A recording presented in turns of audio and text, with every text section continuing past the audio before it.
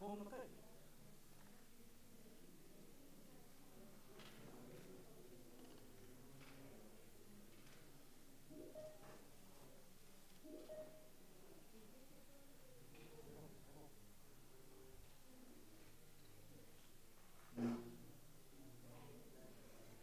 Saya kali yang mencari kurang.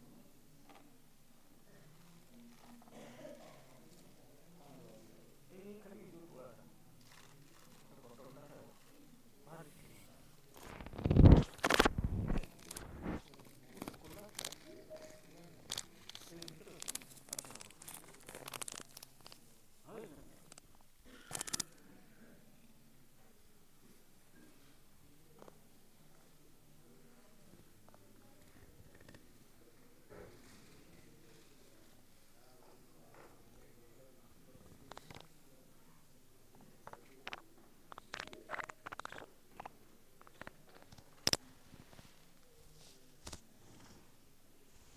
Halo, halo, halo, halo, halo, halo, halo. Asli ada kita. Halo, halo, halo, halo, halo, halo, halo, halo. Asli abi, abi, abi. Halo, halo, halo. Hosta, abi. Halo, halo, halo. Halo, halo, halo, abi. Halo, halo, halo, halo. Halo, halo, halo, abi. Halo, halo, halo, halo. Halo, halo, halo, abi. Halo, halo, halo. Halo, halo, halo, abi. Halo, halo, halo. Halo, halo, halo, abi. Halo, halo, halo. Halo, halo, halo, abi. Halo, halo, halo. Halo, halo, halo, abi. Halo, halo, halo. Halo, halo, halo, abi. Halo, halo, halo. Halo, halo, halo, abi. Halo, halo, halo. Halo, halo, halo, abi. Halo, halo, halo. Halo, halo, halo, abi. Halo, halo, halo. Halo, halo, halo, abi. Halo, halo, halo. Halo, halo, halo, abi. Halo, halo, halo. Halo, halo, halo.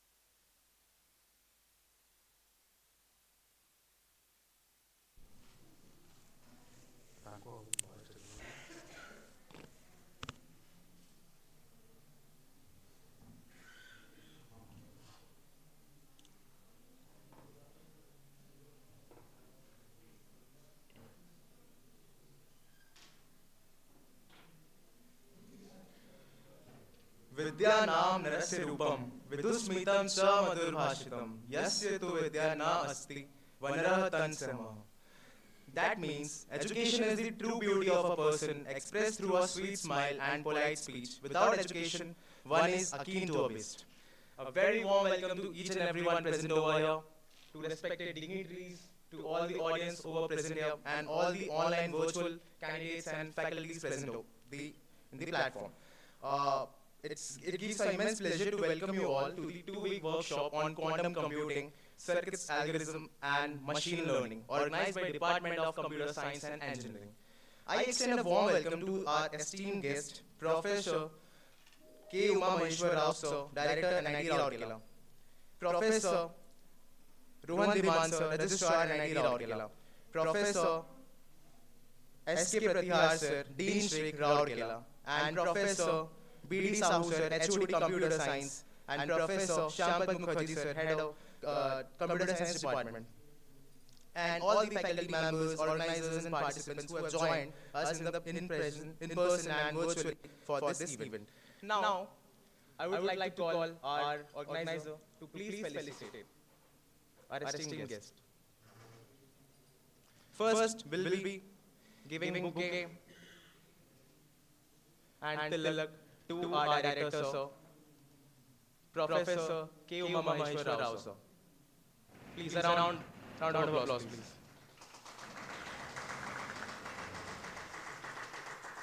Secondly, we'll be felicitating Registrar Rohan Diman, sir, from NIT Rourkela. Then we'll move forward to our Dean Shri, Professor Rohan S. K. Pratihar, sir.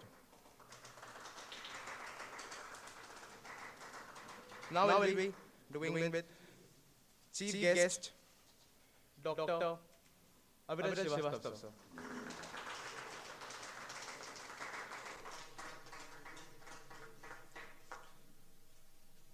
Now we'll doing with Dr. Shampad Mukherjee, sir. And HOD, sir, Dr. B. D. Sahu, sir.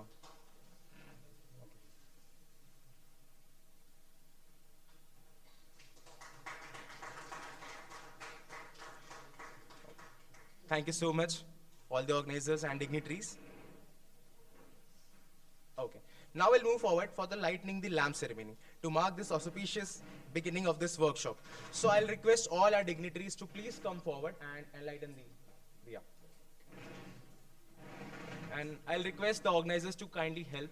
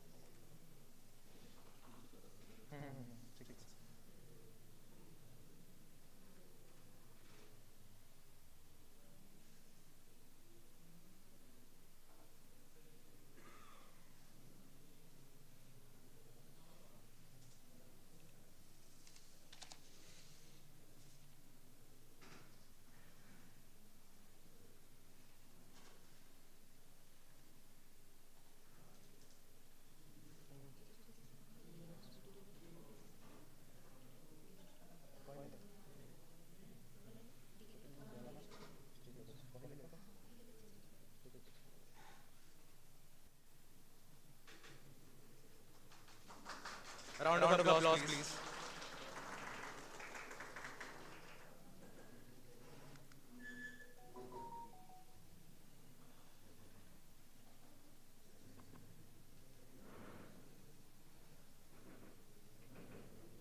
Thank you so much to all the dignitaries for the enlightenment ceremony. Now, let's proceed with the welcome speeches. So, now I would like to invite Professor Shyampat Mukherjee sir, our workshop coordinator for this QuCAM event, to please come forward and deliver the welcome address. So.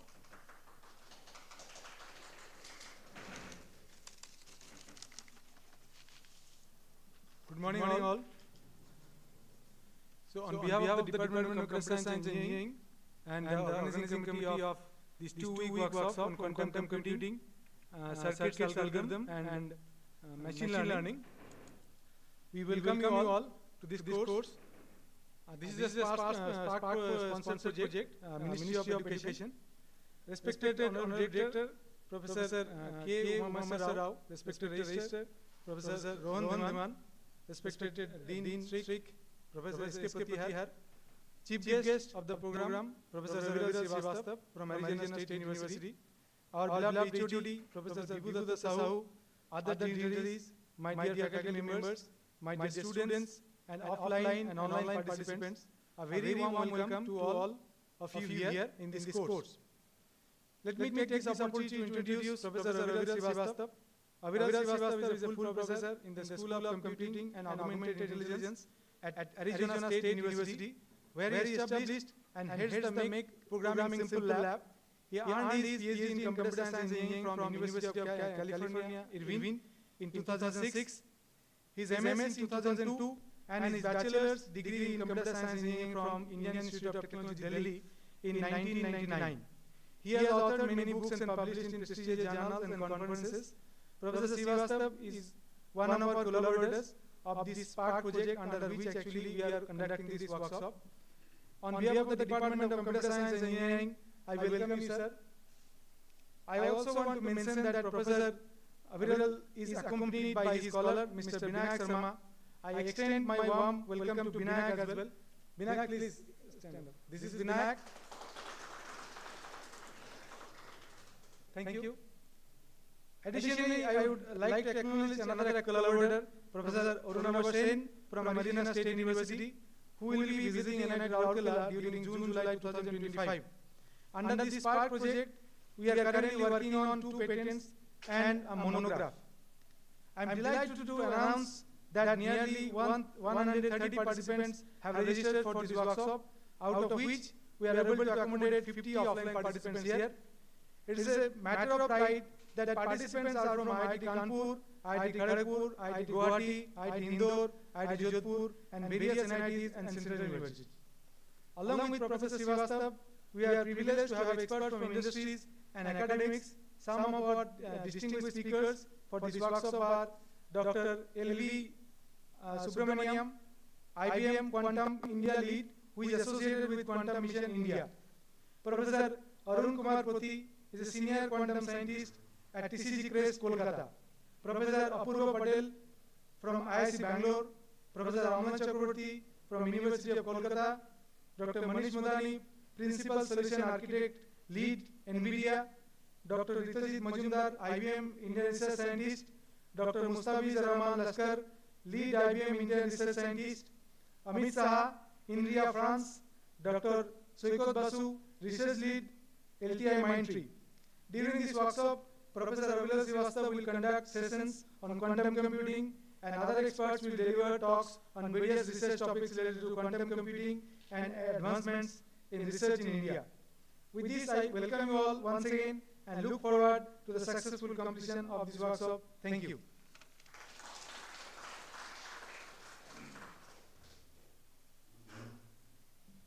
Thank you so much, sir, for your kind words. And now we'll move forward for the next addressing. Now I would like to invite our HOD, Dr. B.D. Sahu, sir, to please address the gathering.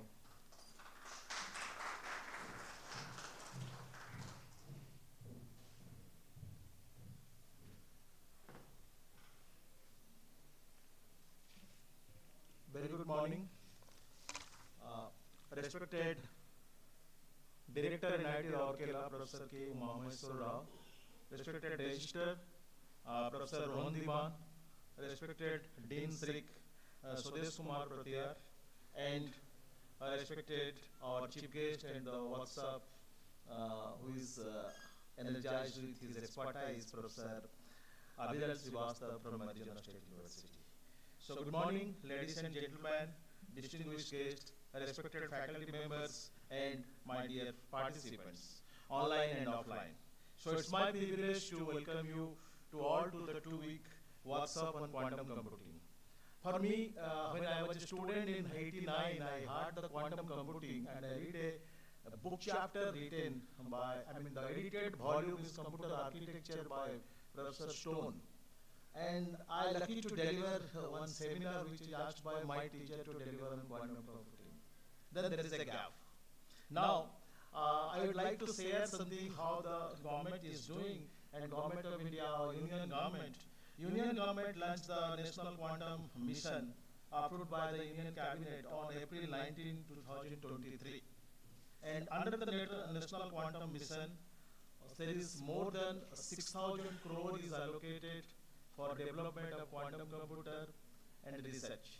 And we from the department, not only our department, even Department of Mathematics, Department of Physics, are associated with various courses. Department of Mathematics offers a quantum computing. We started offering a course on quantum computing from last academic year. In future, my colleagues are also planning to offer quantum machine learning in future. And we are also in the process of upskilling the student with the simulator, which is an Indian simulator developed by IIT Bangalore and NIT Rourkela and SEDAC, that is QuCAM. Hopefully we will be able to get the expertise and from these courses, and we can shape those type of skill development courses.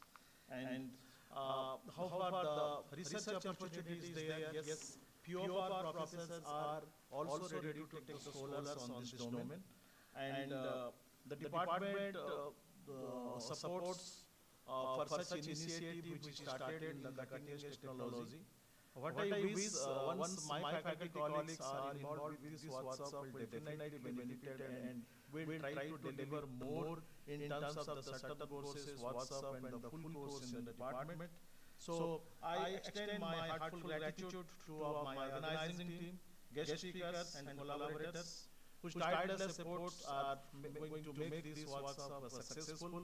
I request all the participants to be active and to be available and interact with eminent professor, and so that you will be able to plan your career in the direction of quantum computing. Please note that the quantum computing courses, if you try to take online, like Udemy and others, are pretty costly. And sometimes some courses are available with programming support. Maybe you are going for taking the course from a Black Friday, it is a bit of cheap. But my sincere advice to all the people, this is the era and you must upskill yourself at least with quantum computing. Though the QuCAM and others, sometimes the backends are slow, maybe I can tell you more technically when we come to the discussion. But you can start with the programming skill and the language and the support, and it's freely available with various CSP. You go to Amazon, you go to the IBM, you go to Microsoft. This quantum computing software interface or programming is free for you. Second, how to get a certification for that. Yes, it will be a bit of lengthy if I tell you how to do that, but my sincere request, everyone coming from the CS domain, this will be an extra assignment for you. So thank you all for joining to this workshop. I appreciate online participants for their active participation. So I express my sincere thanks again to the organizers and our esteemed guests, those who are present here, including my director, Registrar Dean Srik and Professor Srivastava, and to make this workshop successful. Thank you all. Thank you so much, Professor B.D. Sausar, HOD, Computer Science. Following that, now I'll request Professor K. Rao, sir, Director, NIT Rourkela, to share his thoughts over here.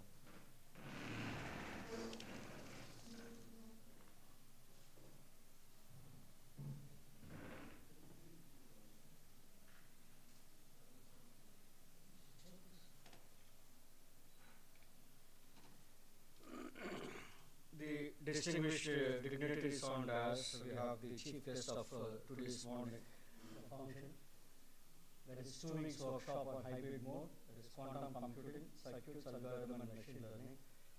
Professor Aviral Srivastava from Arizona State University and Professor Pratihar or Dean Strick and Professor Rohan Diman, Registrar, and Professor Sahu, B.D. Sahu, Head of the Department, and Professor S. Mukherjee, the Course Coordinator, and the faculty members of the Computer Science Department, students, participating students from the institution as well as students online, offline, and all forms of the participants.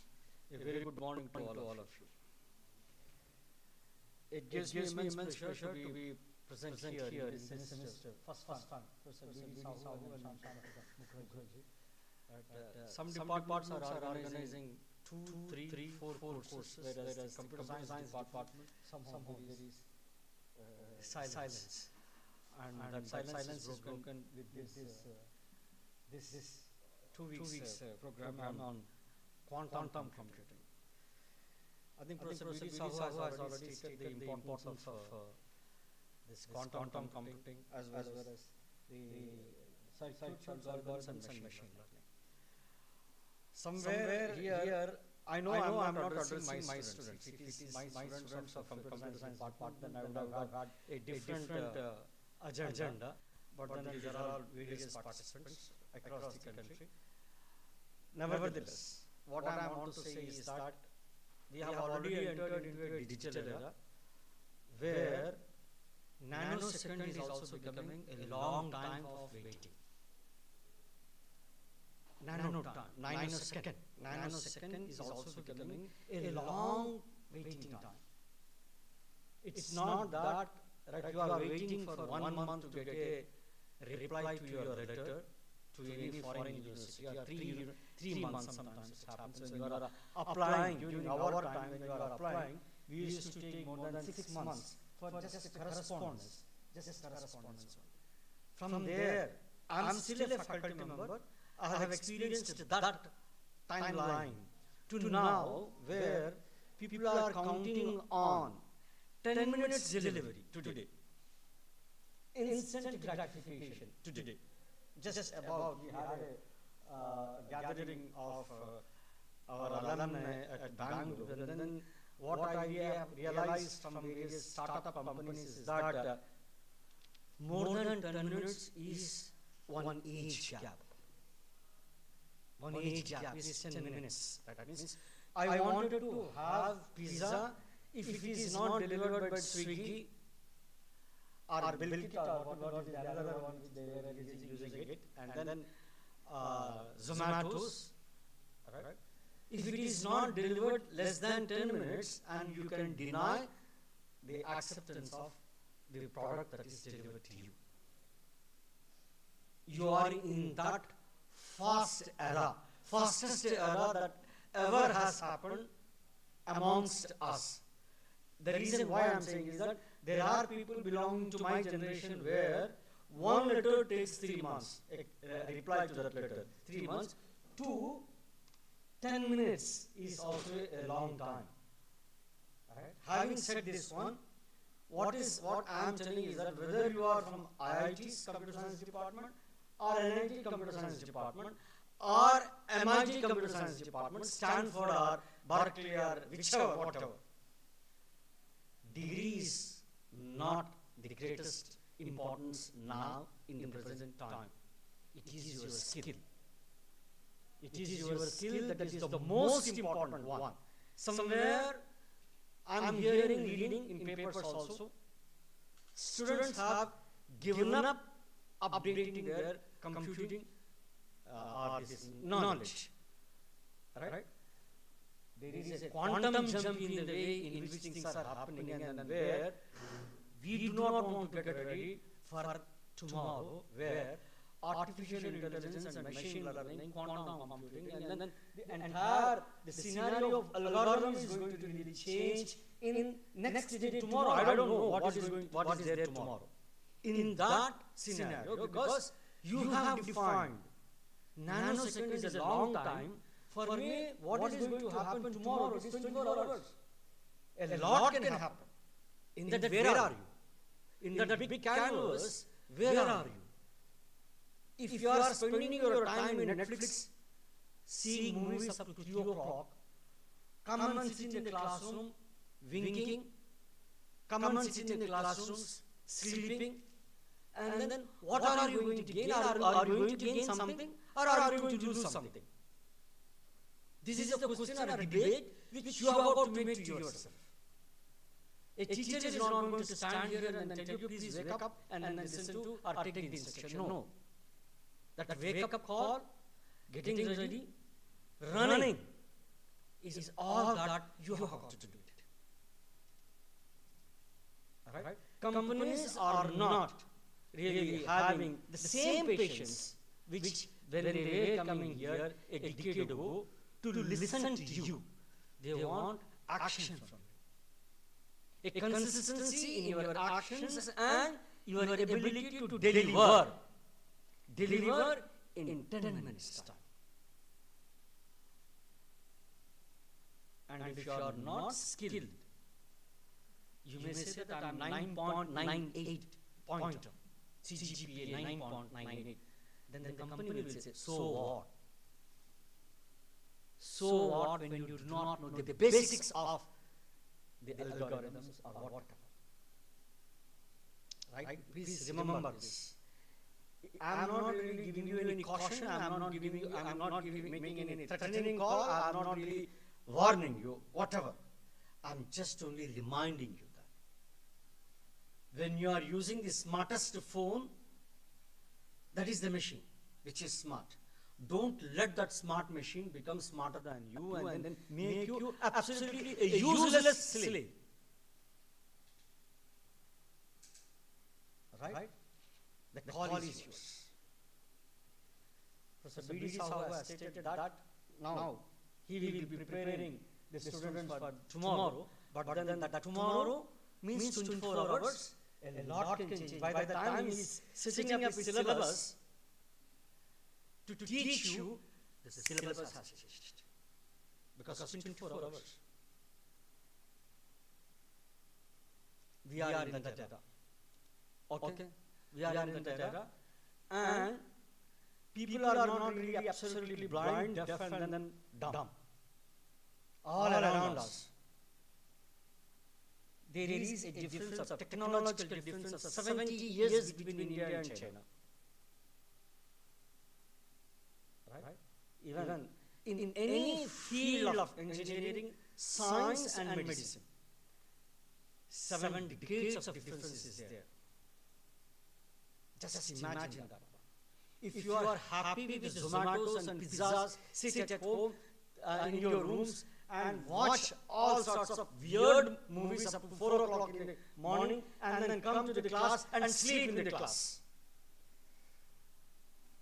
You are butchering with your career. Nothing else. Right? This is a 2 weeks program. Here we have Professor Srivastava and then try to learn where the world is moving and at what speed the world is moving. Today, in the same Bangalore summit, I was told by one of the startup company people that tomorrow the technology will be advanced so much so that all the line of control, all the border security will all be humanoids. Drone security has already come up. Right? Andhra Pradesh Chief Minister Chandrababu Naidu has removed 165 constables are there assigned by the previous Chief Minister. Just yesterday only I read. He has removed 50% of them and then drone surveillance and then security is what is being provided to him. Here the question is that we had C.P. Gurunani, one of the speakers, he's saying that people are we are thinking that artificial intelligence and machine learning is going to take away jobs. No. What he said is that it is going to increase quantum way, in a big way, many jobs, but only those who are intelligent enough to use the artificial intelligence and machine learning will find a job. Right? Even BPLs will be vanishing from the surface, for which people were happy that I am getting 25,000 rupees. Computer science graduate from NIT Rourkela, and I just can walk into the room at my leisure time. Right? Learn what I want to learn, and then afterwards you will be left alone in the room. Remember that. The reason is that those who are intelligent enough to understand, take the battle and prepare themselves for tomorrow, artificial intelligence is not going to give you any hope tomorrow.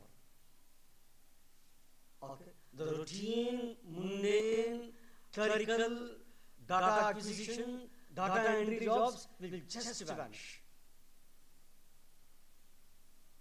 You are expected to have a different skill sets of coding. If a problem is defined to the students by a company, and if 200 students take the examination and do not qualify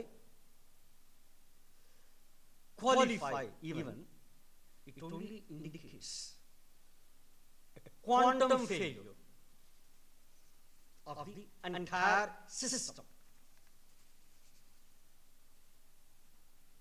Okay?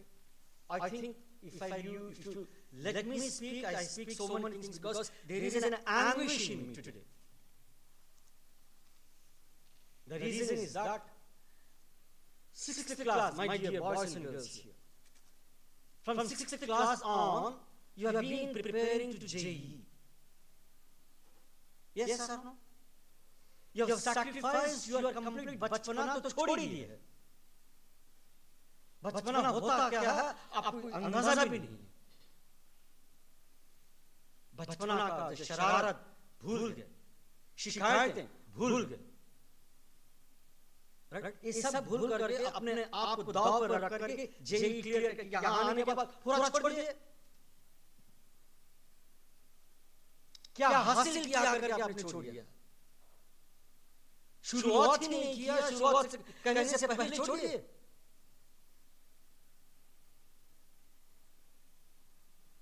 I think you have understood what I said. कभी गुस्से में language का कोई barrier नहीं होता है. That is what is artificial intelligence or natural intelligence. मैं बहुत ही नाराज हूँ about the students, their preparedness for this particular thing. I really do not know how many of you are all really meaning for what you are sitting here in this room. I only wish you all the best. Right? Today you are preparing yourself so much so that slave, you are trying to make yourself into a slave of no use for anyone. बिस्तर पे बैठे रहेंगे, बिस्तर पे वहीं पर बिना हिले आपको पिज़्ज़ा आ रहा है. 1 इंच भी हिलेंगे नहीं, आपके पास 10 मिनट के अंदर आपका पिज़्ज़ा आ रहा है. आपको बिस्तर से उठ करके डस्टबिन में फेंकने के लिए भी टाइम नहीं है आपके पास. राइट? जहां कहां है वहीं छोड़िए. Yesterday I was going home. There is a beautiful culvert. Weather is absolutely cozy. A boy and a girl are really having pizza. And the thing which I have is they have cut open the sachets, dropping them on the floor. Cutting open the sachets, dropping them on the floor. Cutting open the sachets, dropping them on the floor. How long do you want to do that? कब तक? जब तक आप खुद उसका penalty ना पे करोगे. You are paying. Today you see that, right? tomorrow it's a prediction by IMD. It says that I'm really touching on so many points. Like you may think that what is this man standing here and speaking? No, I'm trying to really wake you up your responsibility. Forget about quantum computing and machine learning, humanoids and everything. What you have got to really is I want you back. I want all of you to be back on track. Make yourself physically fit now before you are fit for computing. यहाँ तक कि आपने भूल गए कि I can really litter the campus left, right and center with all the plastics which are not to be used. Right? Sitting on the culvert, you are trying to throw the bottle onto the dustbin across the room. अगर वो गिरे, my good luck. ना गिरा, my bad luck. It is not you there. But then tomorrow you have got to pay the penalty through your nose. When you will be struggling. Professor C.P. Gurnani was telling that down the line, 10 years, Delhi will be not a livable city in India. Not in India, in the world. Who has made it? Delhi? Or you? Did you ever ask the question, the same question? Today is really warm.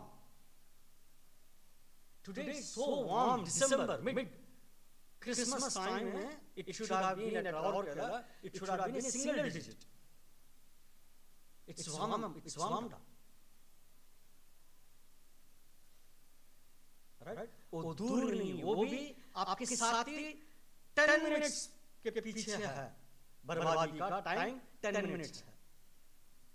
It is also coming very fast, chasing you like a devil. Wake up, my dear boys and girls. Enough is enough. मैं यहीं पर छोड़ देता हूँ, क्योंकि मेरा गुस्सा और बढ़ रहा है. बढ़ने से पहले मैं बस I wish you all the very best. Thank you very much.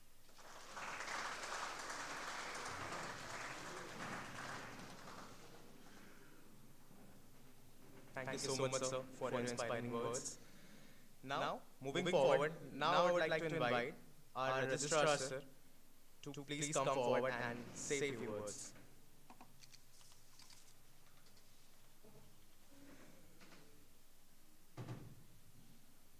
Good morning, everyone.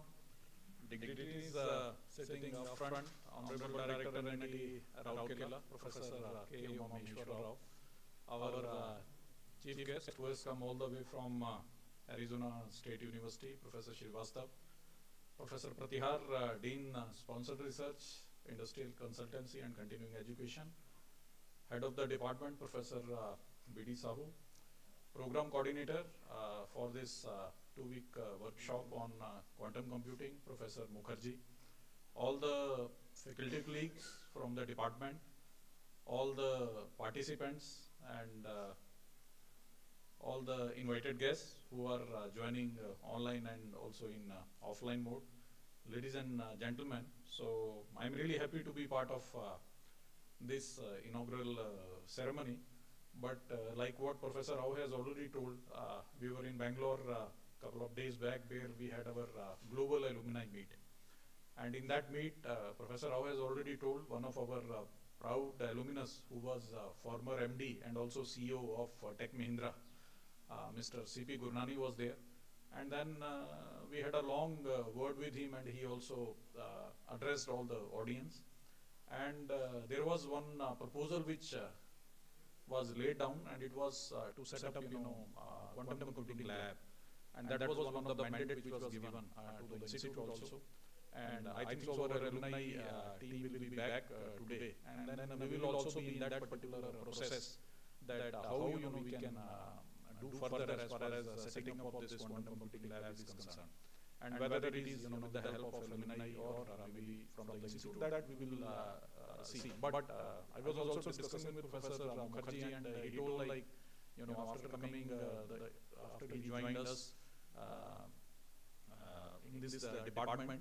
There are the courses which have also started with respect to quantum computing and all, and we will see that what best we can do further on this.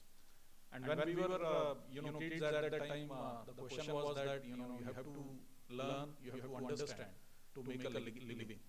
But when we were joining the jobs at that time, the concept come that concept came that after learning there should be a unlearn, and after unlearn there should be again a relearn. But now in this particular phase, the concept has changed from learning to skilling. And that skilling is not only skilling, but it is reskilling, that we have to redefine our all the skills. And it's not only that present context of skilling what we have, but also the upskilling, which is the need of the hour. And I think so with this upskilling or reskilling or skilling, I think so that is a very important concept. And few of these skill development courses in this department they have also organized. And that is also the mandate and the mission which has been provided by the government of India, that we have to conduct many skill development courses. And I think so with this scheme that is for promotion of research and academic collaboration, where Professor Srivastav has joined us, and I think so for next 2 weeks there will be a lot of deliberations as far as quantum computing and its intricacies and how best we can do further as far as progress in this particular mission is concerned, where all the leading institutes of the country they are also participating. And as the responsibility of NIT Rourkela, we also want to contribute in that direction. So I hope that all the deliberations which will be taking place in this 2-week workshop, it will be fruitful to everyone, and you will have a comfortable stay at NIT Rourkela. So I extend my warm wishes to Professor Mukherjee and the whole team, and I hope that all the objectives to what this particular workshop has been laid, it will be meeting its objective during these 2 weeks. Thank you very much for inviting me, and I extend my best wishes. Thank you. Thank you so much, Professor Rohan Diman, Registrar at NIT Rourkela. Now, I would like to invite our Dean Strict, Professor S.K. Pratihas, to please address the audience.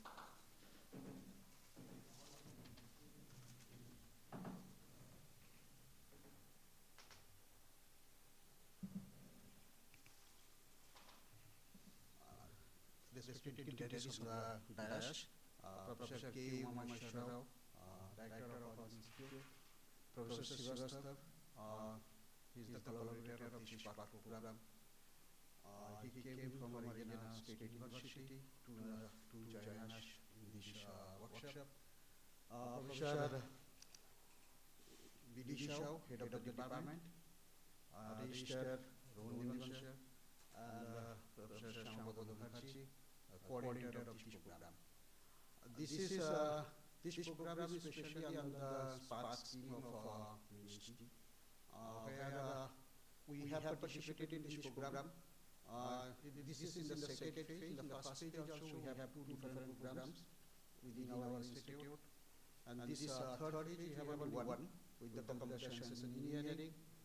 And here the SPARK program is to have interaction of our Indian counterpart with the different foreign universities, where the professors and their colleagues, they visit for a long-term duration. It's more than 1 month in a span of 3 years.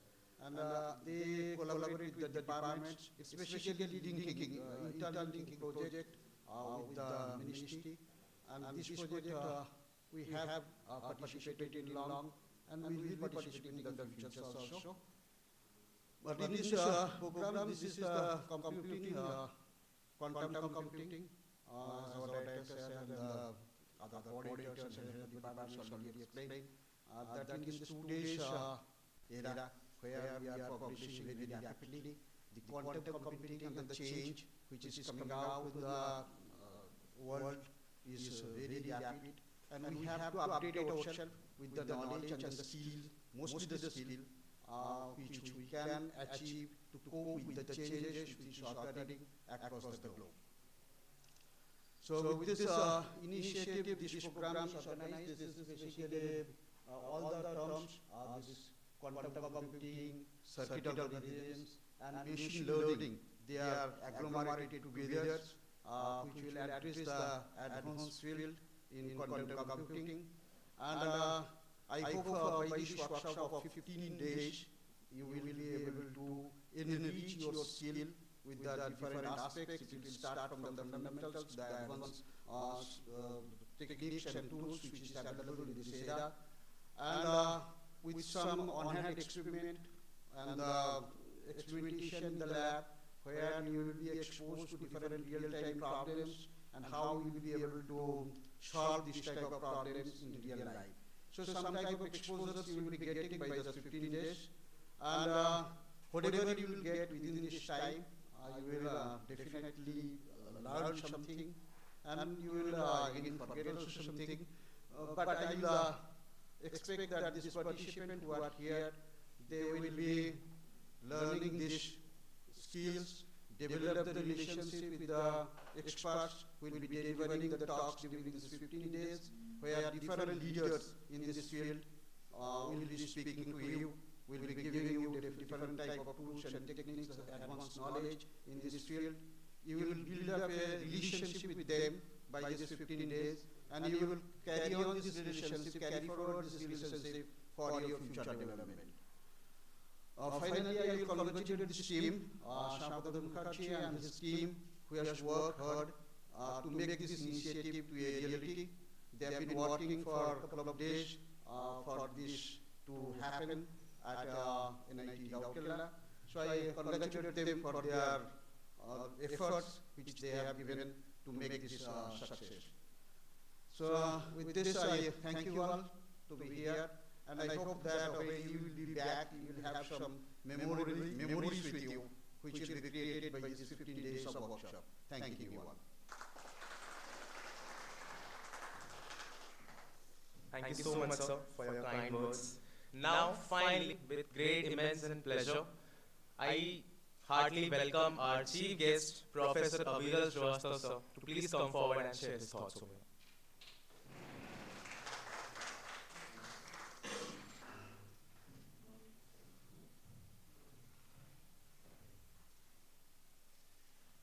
Hey, hello everyone. Hey, first of all, I would like to thank Professor Shamakar, Dr. Rao, and all the illuminaries here. I haven't really prepared a speech for you guys, and I'm not a big speech giver, so I'm sorry for that. But definitely, NIT Rourkela, I've heard about it ever since I was in school and I was preparing for engineering, and this was very much on the top of my list where I wanted to study.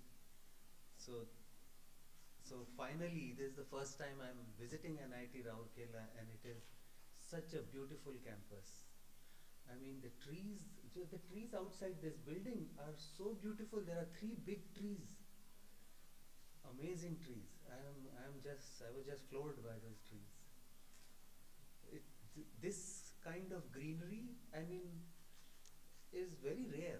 It's very beautiful out here. I was so impressed. Fortunately, I flew into Ranchi, and we drove from Ranchi to here. The whole journey was amazing. It was like the sun was setting, and it was very beautiful. So thank you for inviting me here. It's a great opportunity. Even if the ride was bumpy, but the scenery was very beautiful. I would like to touch upon Dr. Rao's point of upskilling. Actually, it's a real challenge. It's a real challenge, and not just for you. I mean, it's been a real challenge for me, and I'm sure this is just the beginning of the challenge for you. The problem is that the rate of change of technology is increasing. So the acceleration, so it's accelerating, it's not even constant velocity. So earlier you could learn something and then teach it throughout your life. You're done, right? You learn some mechanical engineering modeling, and then you can teach it throughout your life. Now the problem is, especially in computer science, the rate at which things are changing is so fast that I have to spend like at least 60% of my time just learning. Right? And if you don't do that, you also will be out. So, and for you the challenge is bigger because the acceleration is going to increase. So don't just think that this is the only time you are learning. For sure you are wrong if you think that. This is going to be, and this is unfortunate probably for us. I mean, humans as humans, we are making our own lives more and more difficult. It's really hard. I mean, so for example, the classical algorithms that you study, right? There's sorting and all that. Those are gone now. You can learn about them, and that's what you are being taught at school, but nowhere you will be using them. I mean, you will be using them, but you can always just call a sort function, right? You will not be forced to think about it. What you will be forced to think about is going to be new, and you will need to know that, and you will need to upskill on that. So, unfortunately, that's a very real challenge, and it's a bigger challenge for you than for us. We are almost done. I'm completely done. So, I'm not envious of this situation. I mean, you are going to face some tough challenges. But, I mean, you can look at it from a survival perspective, that if you don't upskill, you will be out. But I think you will have to force yourself from the excitement perspective. That, hey, what more new things, what more powerful things can be possible? If that doesn't excite you, it will be very hard for you to survive on the survival mode. So I think the real way, or the only way, is to taste the nectar of the new technology. Like to be excited by the possibilities and what can happen. Without that, it will not provide you enough energy to be able to run in this race. And unfortunately, you are in this race, whether you like it or not. Right? And I think the problem is, you have to also understand the relation of technology with capitalism. Right? This capitalism drives it so hard that ultimately, look at it, right? From all your Zomato's experience, who's making the money? Right? Elon Musk is now so rich, he has like money more than GDP of India. This one person. Right? So the skewness in the distribution of money is the most skewed right now than it has ever been before. And that's just how capitalism works. It increases the skewness of the money in the society. And all on the vehicle of technology. Always on the vehicle of technology. So I know it's a depressing thought, but the only way is to understand things so that you can get into the excitement of things, and that can help smoothen out the process. That's all. So I'll see you guys in the class, and hopefully I can give you some perspective on why this is interesting. If at all you are to take one thing from my class at least, is that okay, there is some very interesting potential in this technology. There is something new and interesting that you would want to do, or you can do. If I can achieve success in that, then I will be successful. Thank you.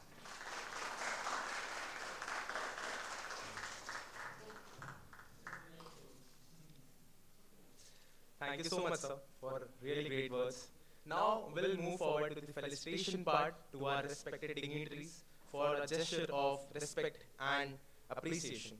So for that, firstly, I would like to invite our director, Professor K. Uma Maheshwar Rao, sir, to please come forward and felicitate our esteemed chief guest for today, Professor Aviral Srivastava, sir. And also, I would like our organizers to please come and help in the felicitation part.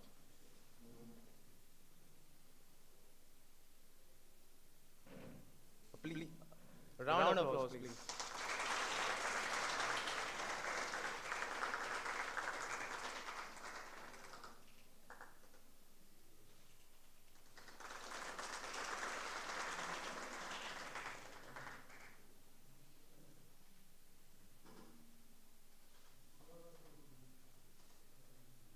Okay. Thank you so much, sir. And secondly, now I'll invite our Dean Strict, sir, Professor K. S. K. Pratihar, sir, to please felicitate our respected director, sir. A huge round of applause, please.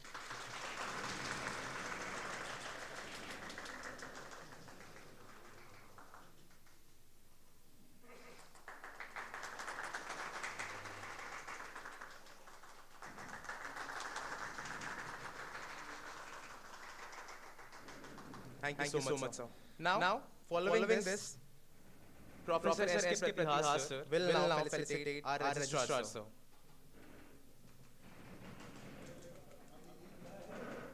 A huge round of applause again.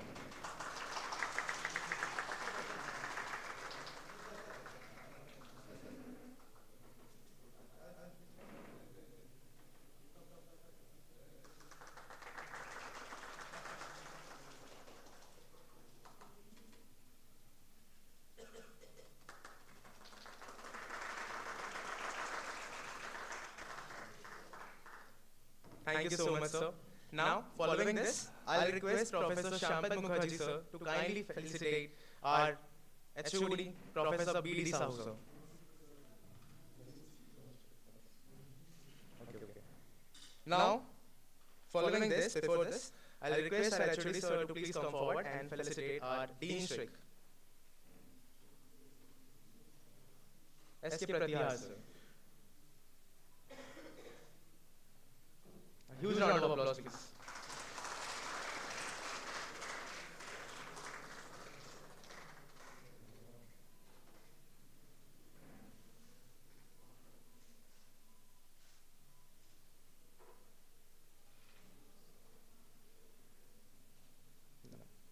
Following this, now I'll request Professor Shampad Mukherjee, sir, to please felicitate our HOD, sir, Professor B.D. Sahu, sir.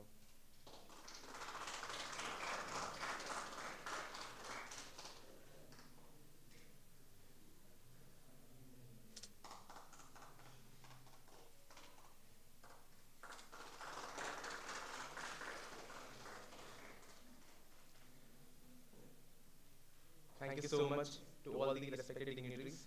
Now I'll request all the dignitaries to please come forward for a gathered photograph.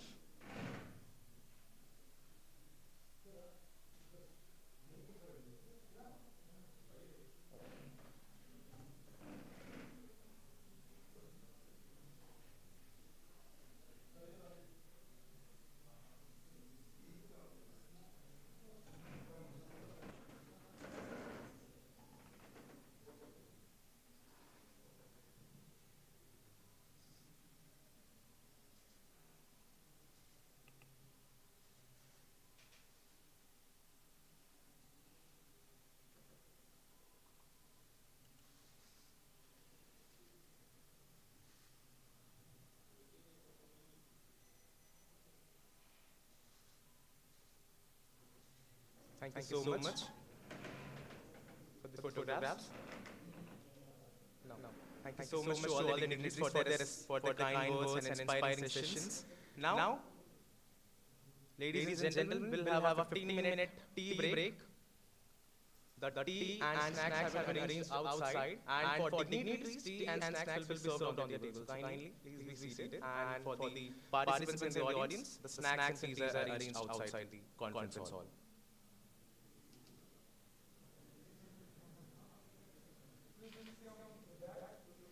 Okay. So all the students, please kindly come back for the photograph. Last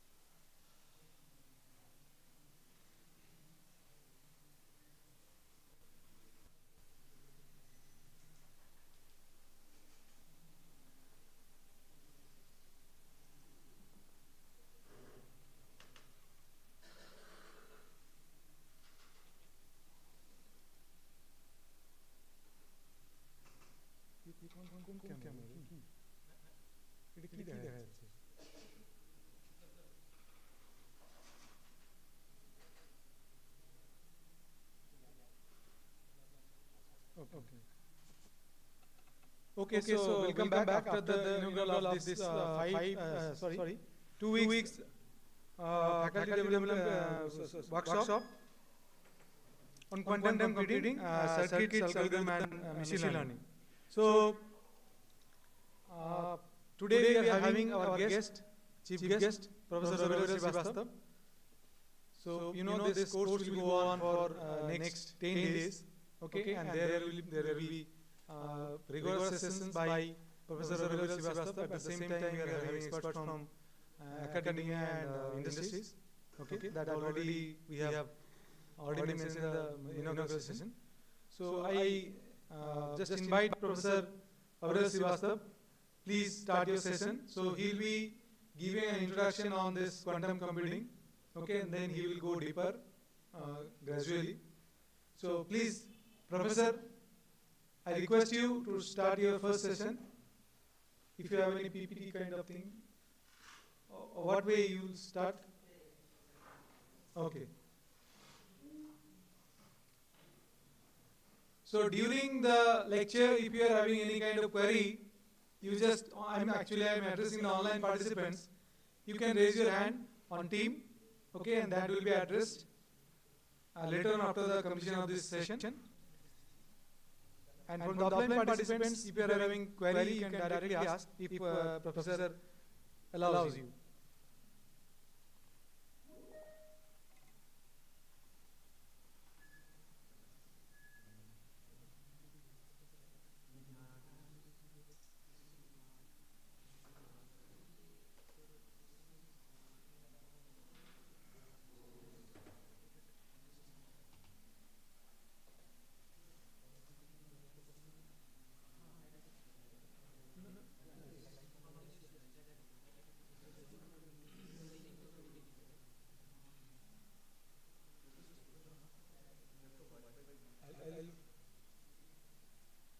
I'll WhatsApp you the link.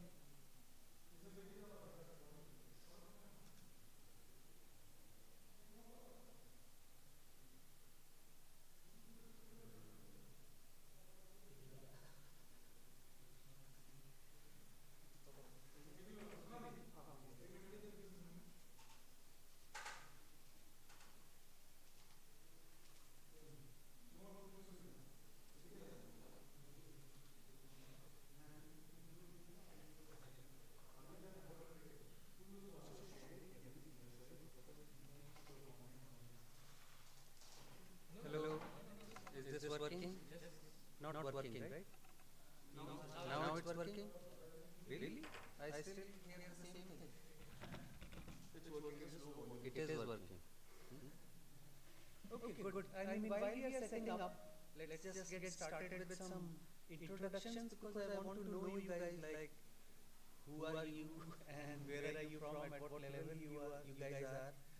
So, and overall, I mean, my main objective of this course is going to be, so, uh, when I was preparing this course for this workshop, it's actually, uh, it's very easy to start with fundamentals and get finished in fundamentals. And you never reach quantum machine learning. While most of the work that is going on now, or most of the exciting part is in quantum machine learning. So I figured out what can be a way that we can quickly reach quantum machine learning with minimal of background. So because there are three parts to it. There is quantum mechanics, there is quantum computing, and then there is quantum machine learning. And you need to know a bit of mechanics to understand quantum computing, and both of them to learn a bit about quantum machine learning, but probably not a whole lot. So that's why this course is a bit more different, if that makes sense. That we try not to do a lot of basics and try to reach quantum machine learning as fast as possible, right? So that you can start doing useful things. That's the whole point. And if there is a need, we can do a more elaborate course on the fundamentals sometime later. And you can feel free to keep asking questions because there is a lot to learn, and very frankly, I am learning.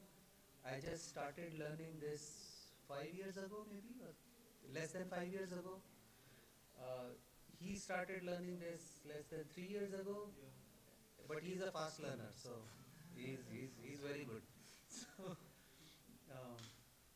So I think the bottom line is we don't know the answers to all the questions. We can help you with some of the questions, but hopefully we'll learn together, right? So that's the idea. So let's do a round of introductions quickly. So just tell me, like, which university are you from, which program you are doing. Like, okay, so I'm from NIT Rourkela. I'm doing my master's in this, and a third thing is about how much introduction you've had to quantum computing or quantum mechanics or quantum machine learning, and fourth thing is what is your main hobby. So other than studies, what do you do? And feel free to say Netflix. That's okay. that's okay.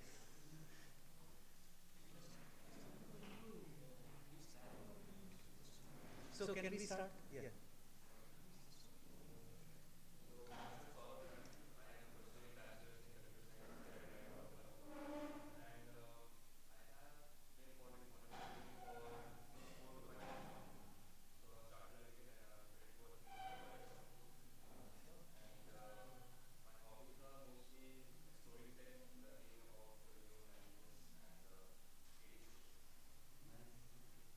So my hobby is learning.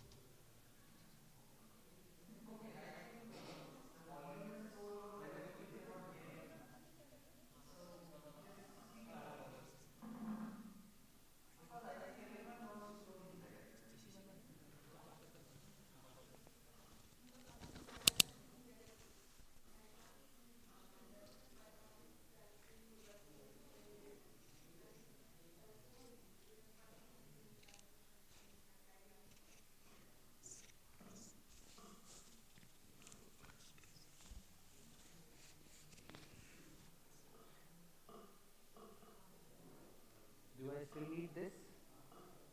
I don't know, it's very complicated. Oh, I see.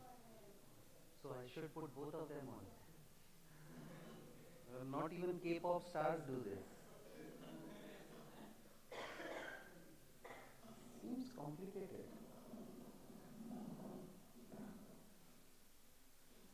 As long as the noise dies down, it is worth it. Huh? Okay.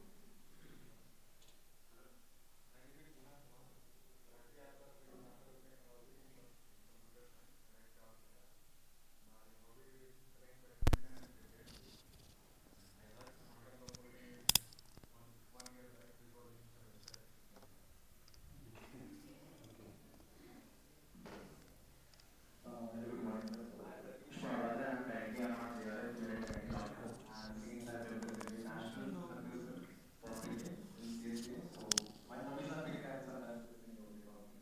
And sometimes Listening music. with music. So Punjabi basically. I love Punjabi music.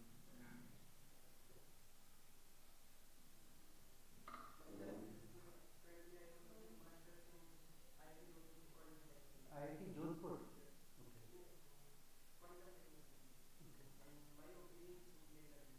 Oh, good. So we have more than double chance.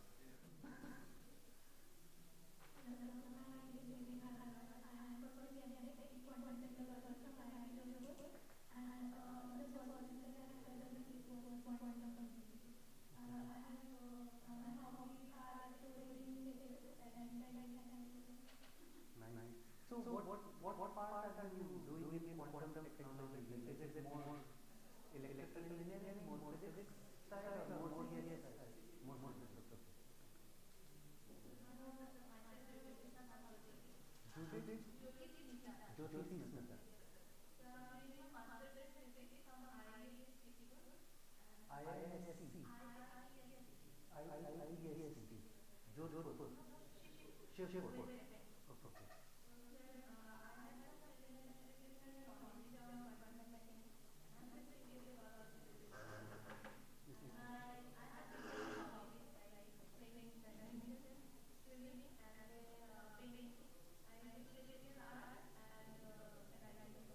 Nice.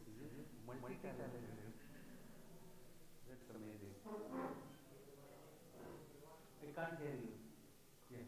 Good.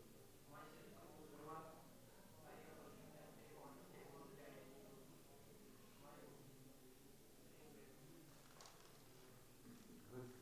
Good morning. Myself Sudeep Brahmani. I am from IIS Institute, Kerala, UP. And recently I am studying MTech in Geoinformatics. So my MTech thesis was on applying quantum probability for Earth observation restriction, which I have completed by now because it was 1 year thesis program. So now as it has been completed, I am looking for new challenging topics in quantum machine learning and quantum HPC, quantum field theory.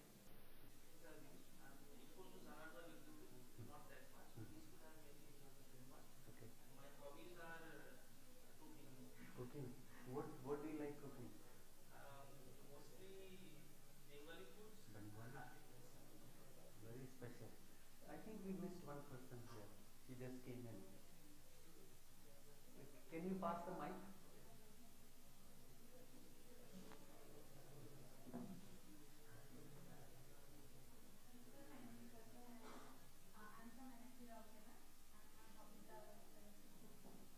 To cook. Did you? Yeah, you were also left. Yeah.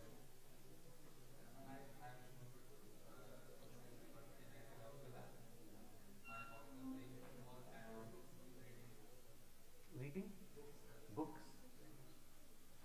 Okay, good. I think there is quite a wide variety.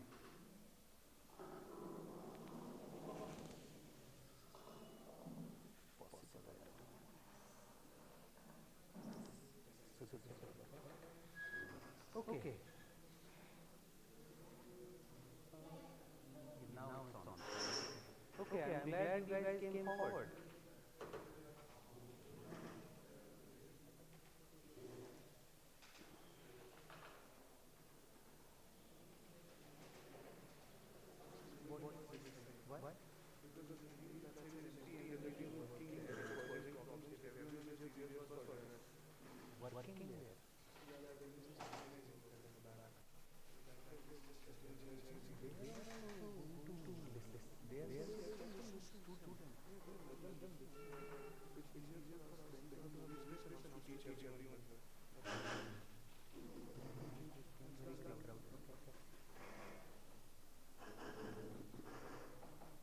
Okay, so are our slides up?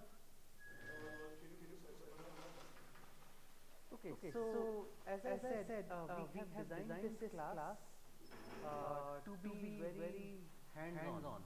So not today, but tomorrow, hopefully you can get a computer so that you can start programming. So we want this very hands-on class, and hopefully we'll go over four kinds of quantum machine learning algorithms that we can do small examples of that, and then you can then continue with them and do some projects on your own, right? So that's the overall goal of this.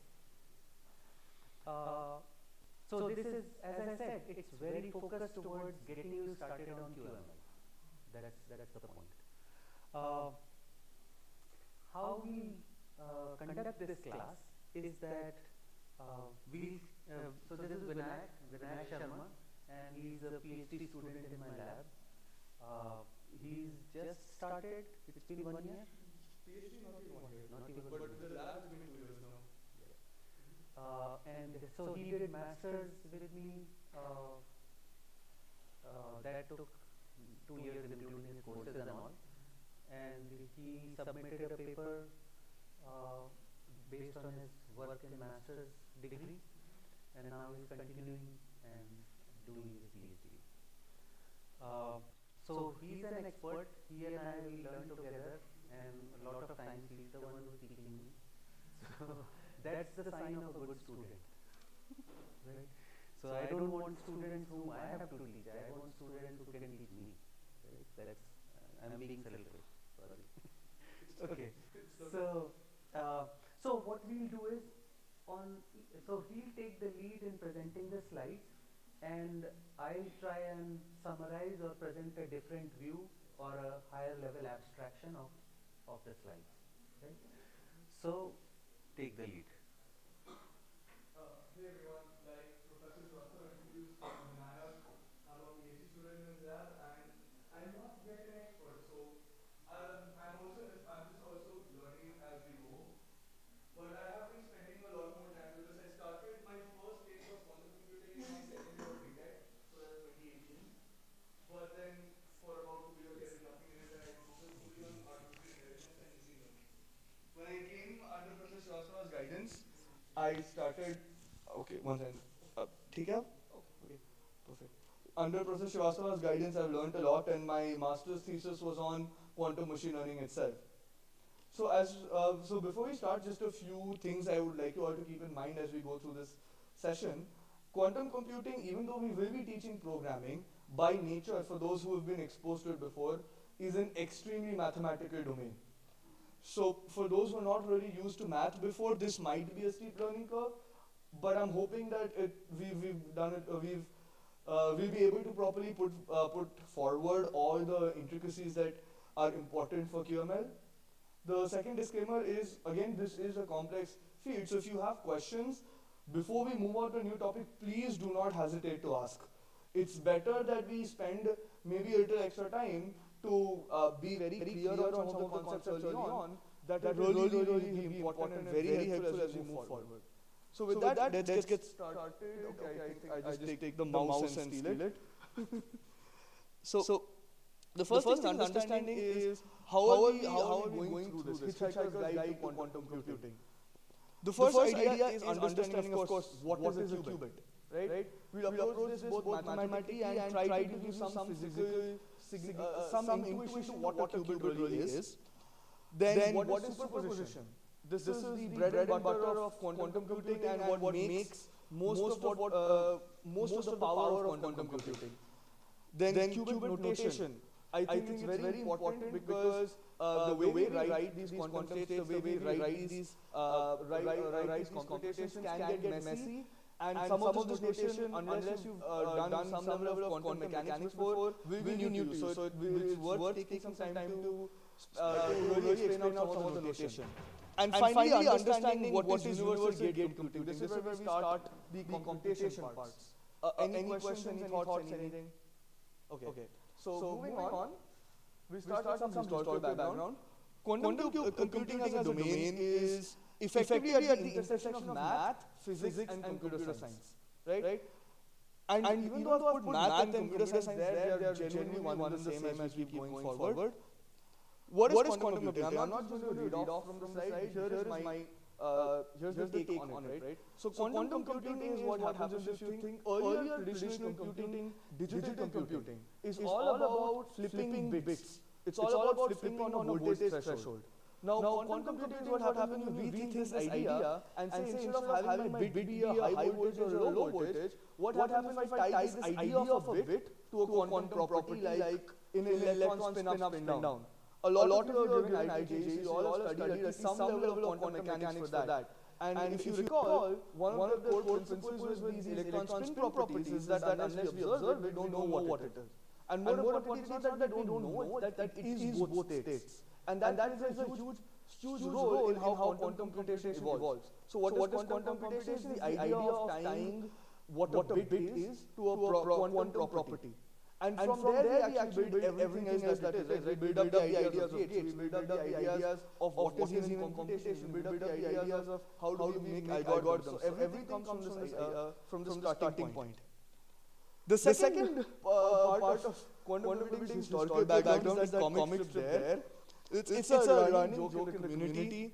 How's your quantum computing prototype going? It's in a simultaneous state of being totally successful and not started. And beyond the superposition fun there, this is a genuine state of the entire field today, right? Everyone knows that quantum computing today is a matter of when it will happen and not if it will happen, but no one knows when that when is.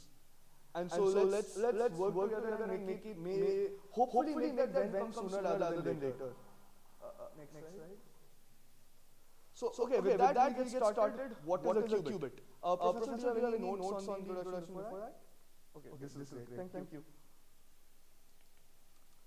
This is a qubit. Now I know a lot of you are not very used to seeing bits or these or units being represented at matrices, but that's how we will always look at qubits, right? And this is where some of the notation also comes in play. That weird angle bracket and the zero within it is called bracket notation. So from now I want you all to remember in your head that every time I write 0, it's just the column vector 1 0 and one is the column vector 0 1. Now those of you who studied linear algebra would also notice that this is very similar to a coordinate system because it in fact is a coordinate system, and we explore more of why it is that way and what is the significance of that later on. Now whenever we use the word classical computer, we're actually referring to every kind of traditional computer we've seen before. Your phones, your desktops, your laptops, all of that. And what does this mean in hardware? This is a bigger question. This is another point that I want you all to take away, right? We've discussed theoretically it's a vector, it's a column matrix, it's a row matrix, we figured that out. But now we have a very good understanding of what a bit is. It's a voltage on a transistor. Let's try now understand what is a qubit. Well, the short answer is no one has agreed upon what it is, right? There are multiple models to make a quantum computer. The most common one, does it have a laser pointer? Yeah, it does. Nice. So one of the most common methods that we see from IBM, Google, the ones that are most talked about, the high things that are the coldest things on the planet, are superconducting qubits. The idea here is that if you pull down a superconductor cold enough, it actually starts behaving like an electron. And the current flow actually starts mimicking spin-up, spin-down properties, and that creates your qubits. The next option is the trapped ion qubits, right?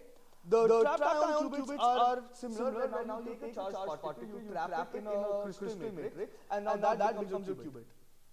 Then you have photonic qubits, which use laser pulses and polarization of light, And finally, you have neutral atom qubits. These are very new. They're a relatively new one.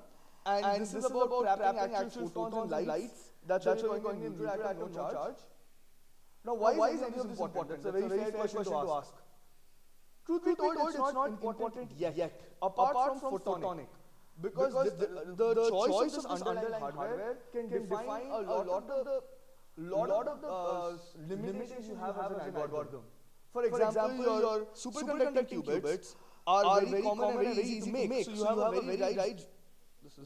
very large variety of gates that you can implement them. But there's this thing called coherence time that we'll get to. You can't add a lot of gates in your algorithm. That's a trade-off. Similarly, with trapped ion, you can have a smaller amount of gates that you can apply, but you can apply a lot more of them. Any questions?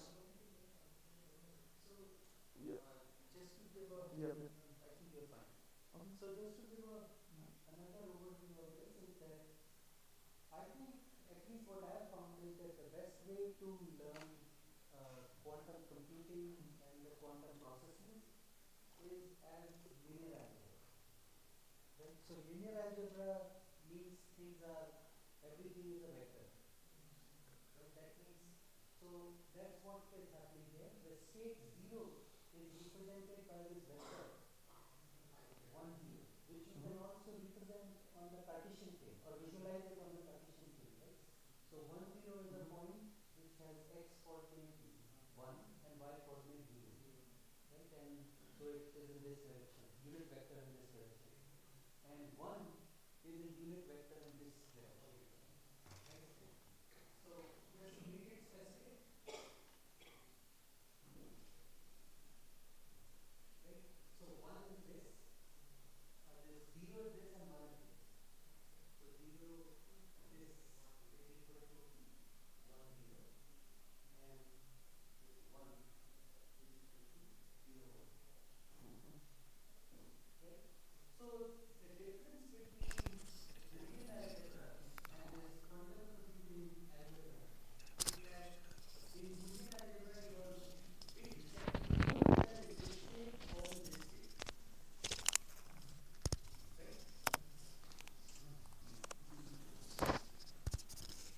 Right? But in quantum computing, the state of the bit can be in between this, right? There's no position.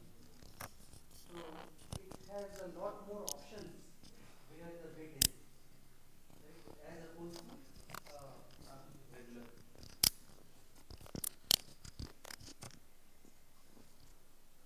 Regular digital bits. Okay, so let's continue. We'll actually explore all of these ideas a little bit more in the next 2 slides. So with that, we start about what a quantum state is, right? So we've understood what a bit is. A bit is just the axes here. But that's not all there is to a quantum computer. The idea that Professor talked about, right, where we can have multiple values in middle, those we call quantum states. And those are what we do most of our computation on. A quantum state can be defined as a linear combination, which basically means some probability of 0 and 1 of the basis states ket 0 and ket 1. What does that translate to? That translates to this universal state. Normally we always by convention call it ket psi, but you can use anything. It can be ket A, ket B, whatever, right? Here the linear combination idea is that you do a sum of 0 and 1 such that your alpha square and beta square, mod alpha square and beta square add up to 1. The actual definition of linear combination is just that the values are, it's a weighted sum where each weight is between 0 and 1 and add up to 1. But due to certain nuances for us, it's the square of the weights that add up to 1. And that is actual nuance that comes from quantum physics, right? Now, each of these are complex numbers. This is another very important thing to keep in mind.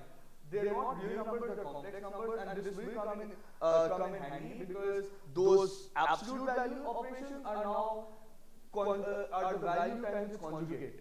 They are not just taking away the sign. So remember that I have made math mistakes with that. It does happen to the best of us and not the best of us.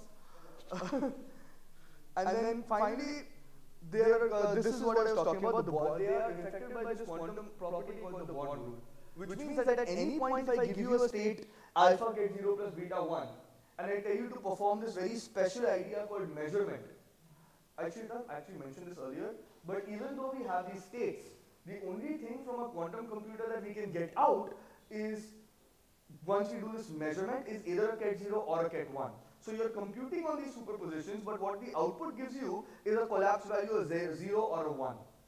And how do we know what is that probability from the equations? For any given state, alpha ket 0 plus beta 1, the probability of being in ket 0 is alpha square, mod alpha square, and the probability of being ket 1 is mod beta square. And later in this course, we'll actually understand why this is, how does this happen, and what is the physical significance. Any questions about what a qubit is? Or the quantum state is, sorry? So, sir, like which, like still we have like two states, like minus half and plus half. So, which is represented as a ket 0 and which is 1? Okay, so this is a very, very good question. Sorry, what was your name again? Amrutanshu asked a great question. He asked where in an electron you have a spin up half and a spin minus half. What is ket 0 and what is ket 1 here? So the fun part is, doesn't matter. It all depends, you're defining your own coordinate system, right? As long as you have two states that are perpendicular to each other in feature space, or in terms, or are basically mutually exclusive. You can't have both of them fully true at the same time. You can just call any one of them ket 0, any one of them ket 1, and everything is completely valid from there on. Okay, so I just want to, I think this is a loaded slide. There is a lot here. So let's go a little bit slower on this. I mean, he did a fantastic job of explaining the slide. But so when you do actually linear superposition, usually linear superposition would mean something like this.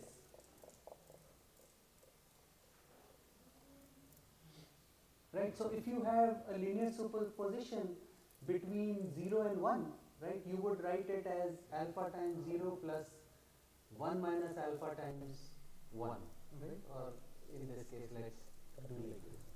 And usually these alpha is a real number, right, between 0 and 1.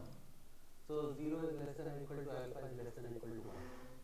So in quantum computing, these are different. One is that the condition is not that alpha plus 1 minus alpha is equal to 1, but it is that alpha square plus square is equal to 1. That is one difference, right? He already mentioned that, so I'm just repeating all of that. And second is that this alpha can be a complex number, right? So a plus ib. So essentially you can have a state psi as 2 plus I plus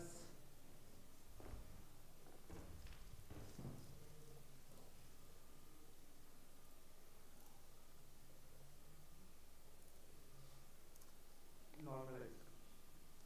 Is this a valid state? So the only requirement that is still left is that this alpha square plus beta square should be equal to 1. Right? If it is not 1, then you can normalize this to 1. Okay, so can you normalize it? How many of you think we can normalize this? No one thinks we can normalize this. Wow. Wait. No, take your time. So how can we normalize this?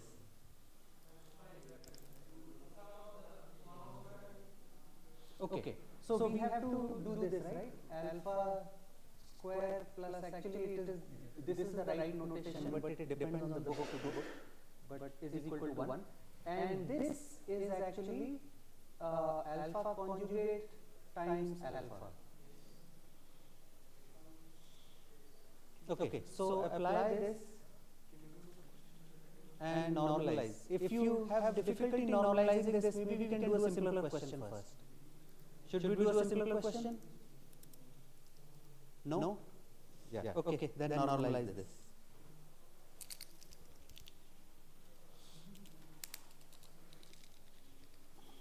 One more thing I actually missed out on properly explaining, and I waited till Arnav moves the screen off so I can show you on the slide. Actually, I just write it down. So one of the other things in the slide which I should have highlighted is this idea that this sum that we talked about my handwriting is not as good as professor's, unfortunately, is also, if he expands into matrices, entirely equal to just this, right? And this is also completely consistent as a coordinate system. So the other way we can write a state is just a coordinate, the coordinate being alpha, comma, beta. And that's another good way to think about each of these states and how computation works. You have a question?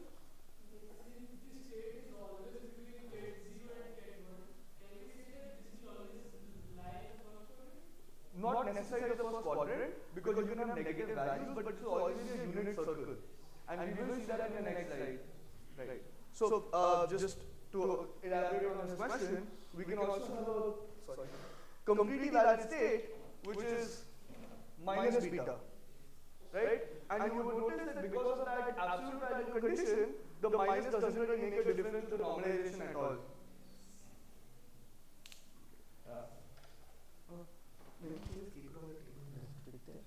It doesn't fit there. Yeah.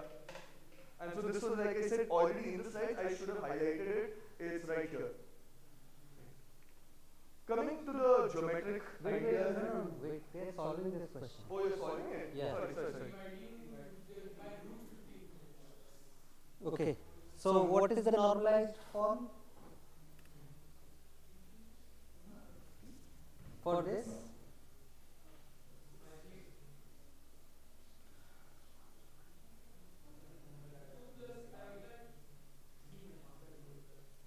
Two plus I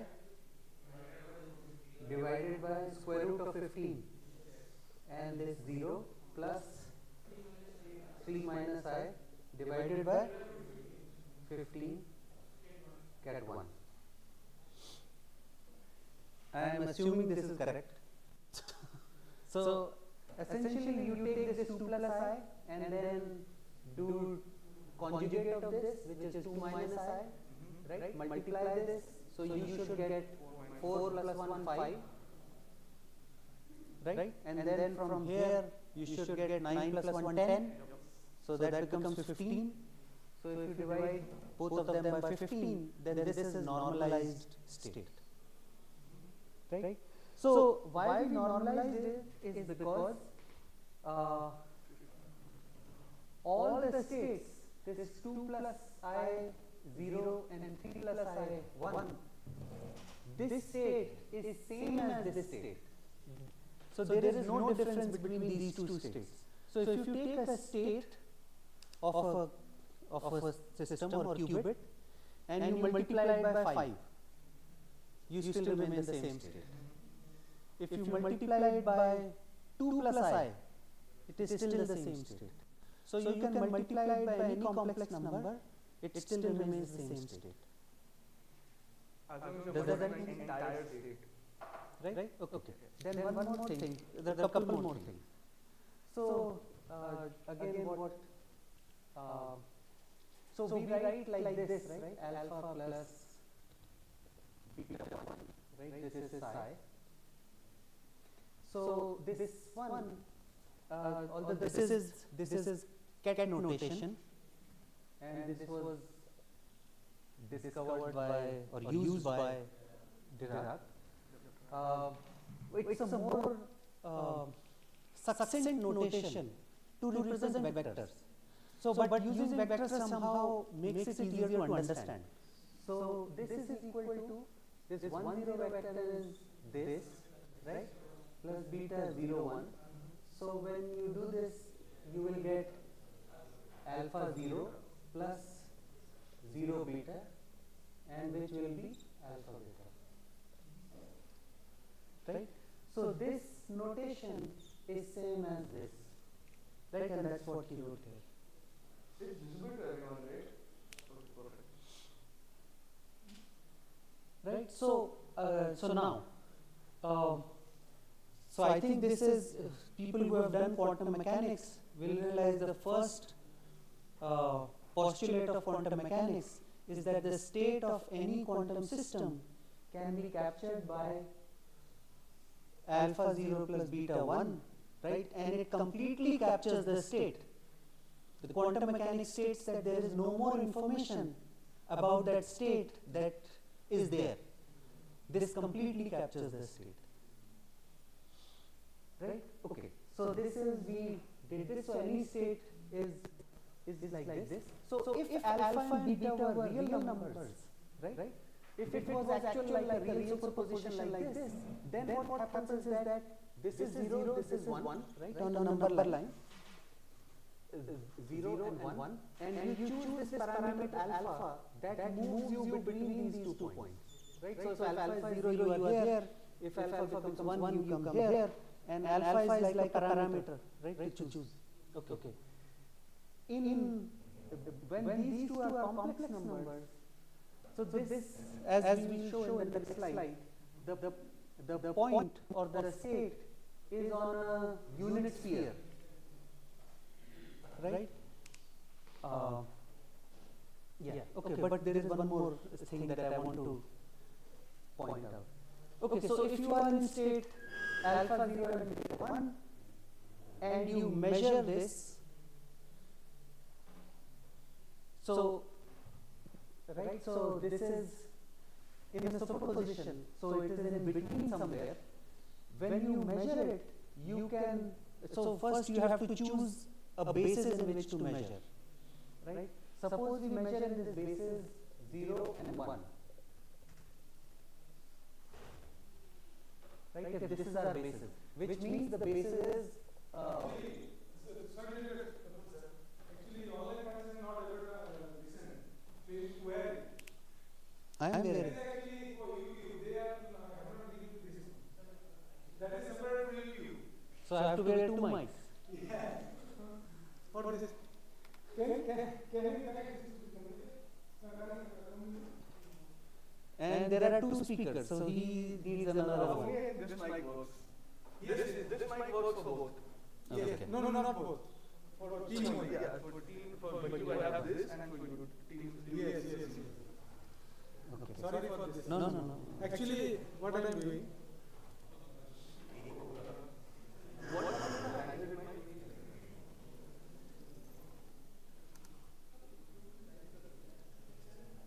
Hello. Now, team participants, can you hear me? Team participants, who are joining the team?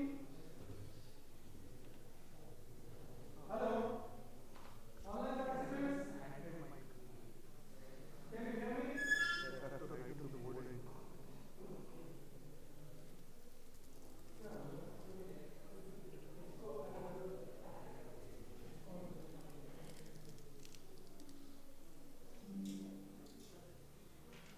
Hello. Online participants, can you hear me? Yes, sir, we can hear you now. Now it is okay. Just you take whether it's okay. Okay, can you hear me? This is for the teams. Yes. Okay, good. And sir, we were not able to the server writing on the whiteboard. Yeah. We were not able to. Yes, sir. Okay, hello. Actually, we have an announcement. We are actually syncing this with YouTube also. So you can open YouTube link that is provided in the chat box of Team. So all the participants, you just switch to YouTube, or you can open both Teams and YouTube. You can watch the board while actually the Mic should be off. yeah Speaker should be off. yeah, you keep your mic off on Team, okay? So that you can watch the YouTube videos directly, whatever professor is teaching on the board, that will be visible. If you have any question or any query, then you just open your mic on Team and you can ask. Am I clear? Sir, I checked on the YouTube, the audio is echoing. The audio is not clear on the YouTube as well. So, please do it. Okay, it will be resolved now. Huh? So what I request,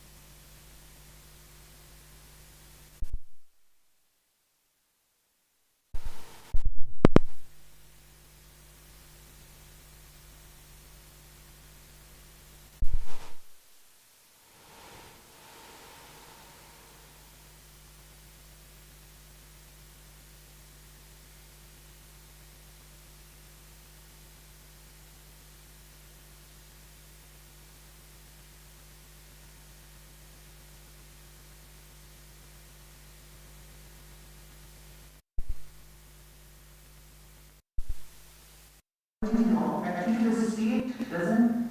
The state is this. What do you call that? The state is always normalized. Right? So if you multiply that by 5 or any factor, the state remains the same. So it doesn't change the state. Right? We get some a lot more understanding or intuition about why this happens later in the lecture when we explain the difference between projective spaces and normal spaces. Because a lot of this is coming from the idea that we are on a single line in a projective space and this multiplying that is changing where you are on the line. Okay. In simpler terms, actually the thing is that when you observe, actually let's continue where we had that. I think it will make things a little bit more clear. So if we have in state this alpha 0 over beta 1, right? And then we make a measurement. When we make a measurement, we have to do it in some basis. Right? Here the basis is 0 and 1. Right? That is these two vectors we are choosing as a basis to figure out the coordinate of any point in this space. So when we choose a basis, we can observe what we observe is either 0 or 1. We don't observe anything else. So even if the state is this fancy state with complex numbers, when we observe, we only observe either 0 or 1. Right? So scaling it, we can scale it, and the state you may not normalize, but when you observe it will still be 0 and 1. And what this last formula is saying is what is the probability with which you will observe a 0 and what is the probability with which you observe a 1, and that is this norm of is right, alpha square. And probability is between 0 and 1. So when you calculate probability, it will be normalized either ways. So even if you don't normalize the state and say that okay, I'll keep it as a multiple, that's also fine. When you calculate when you observe, you cannot observe that scaling factor. You can observe only 0 and 1. And when you find out the probability of 0 or 1, that is a probability that is always between 0 and 1. So that will also remove the scaling. So it doesn't matter much. So but the caveat is that's only when you're doing it on a real device. If you're trying to do these calculations by hand, one of the more obvious ideas is that probability should be between 0 and 1. So if you go through the normalization before applying this absolute value formula, you get a probability that is more than 1 and that is sort of nonsensical. So you still have to, when you're doing these calculations by hand, you still need to make sure you normalize before you try and apply your probability formula. So again the sound is not coming. Yeah. To teams or to Bluetooth? Oh, this is on. Yeah, is this on? This is on. No, this is on. And excuse me, apart from the board where sir was writing, the slides that were like earlier shared on MS Teams, so those are also not visible now. Are they not visible on Teams or are they not visible on YouTube or both? They are not visible on Teams, and I don't know about YouTube because the link has been shared.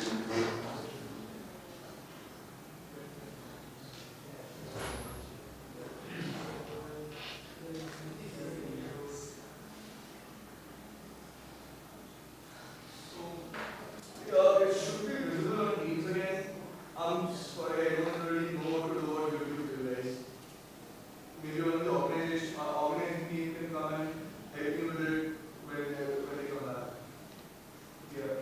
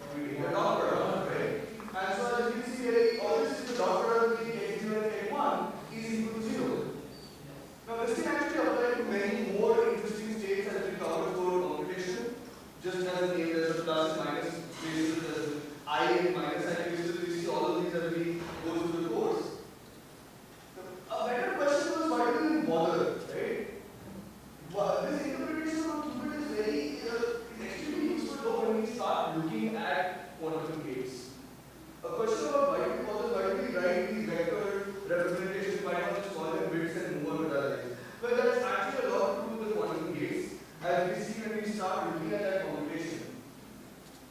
This is not working. Now it's working again. Yeah. So coming to Euclid notation, before we move on to gates, let's take a step back and let's look at notation again. The first notation that we've already seen is the Dirac or the bracket notation, right? Here you can see that this is called a ket, where the active bracket is on the right side and your bar is on the left side, and this represents column vector like you've already seen. However, there's an antithesis to this called the bra. The bra here is effectively where your active bracket is on the left side, and this represents a row vector. Oh, there's a mistake in the slide, sorry about that. But more importantly, the bra is actually the complex transpose conjugate, also known as the dagger, of the ket. And this becomes important as we start looking at more interesting operations. One of them being dot products or inner products. Now, dot products and inner products are not exactly the same, but for our purposes right now, for this simple example, they are equivalent. Now it's kind of also straightforward to think about when you're looking at quantum space. What is the dimensionality? Quick question. What is the dimensionality of a graph of the matrix? 2 cross 1. What is the dimensionality of ket? 1 cross 2. What happens when we multiply them? What is the dimensionality of exactly. So every time we do this idea of a dot product or this inner product, we get a scalar. This is very important because this will come back to the idea of measurements that we see later, and why we actually end up getting either a ket 0 or a ket 1 when we do these measurement operations. Now, some more interesting properties. Again, most of these are straightforward from the linear algebra, but it's worth taking our time to remember them. The inner product between two of the same states is always equal to 1. Small side note, this is also another interesting way to think about this, is that this inner product operation is taking a vector and projecting it onto another vector. Similar to drawing a shadow down. Now if you draw a shadow from something to itself, it will be the whole of itself. So that's 1. Right? So what we're actually measuring here is the percentage of how much of something is in the other. Sorry for that weird terminology, but I hope you guys get the point. Right? Similarly, another thought is when we do, if two vectors are perpendicular, if two states are perpendicular, their inner product is going to be 0. Same idea, if you try to project the perpendicular onto itself, nothing, 0. Finally, we also have cross products, or more to the point, we call these the outer products, where now we are doing the opposite. Quick question again, what is the dimensionality of this outer product? 2 cross 2. Exactly, 2 cross 2. The physical significance of this is a little harder to explain right now, but essentially we are projecting it onto an even higher dimensional space than 2D. It's now a matrix which is representing an operation. And again, we look at what these operations are later. They're very important and very interesting. The trace of this outer product when it's with itself is 1, and the trace of when it's between two others is the inner product. So again, the trace of an outer product is always the inner product. Do you have anything you would like to add, Professor, to this? Okay, not really, but so where is our story? So our story is that the quantum state can be represented as a linear combination of the basis states. Okay, just one, actually, can you go back one slide? Yeah, so this basis states, here we have used this 0 and 1 as the basis state, right? We could use some other basis state. So that is one thing. Okay. Basis vectors don't need to be orthogonal. Actually, it is possible to have non-orthogonal bases, right? But orthogonal bases are easier to work with. Right? So usually we define an orthogonal basis. Orthogonal basis is one in which the basis vectors are orthogonal. Right? That means they are perpendicular. Okay. Even better, we try to define the basis vectors as orthonormal, so that they are all normalized also. Right? So like 1, 0, 0, 1, these these are orthonormal bases because they are perpendicular and their magnitude is also 1. Okay. What gives this idea of magnitude and angle between vectors is the dot product, the inner product. Right? So that if there was no inner product, then there is no magnitude of a vector and there is no angle between two vectors. Dot products defines what is the length of a vector and it defines what's the angle between two vectors. How?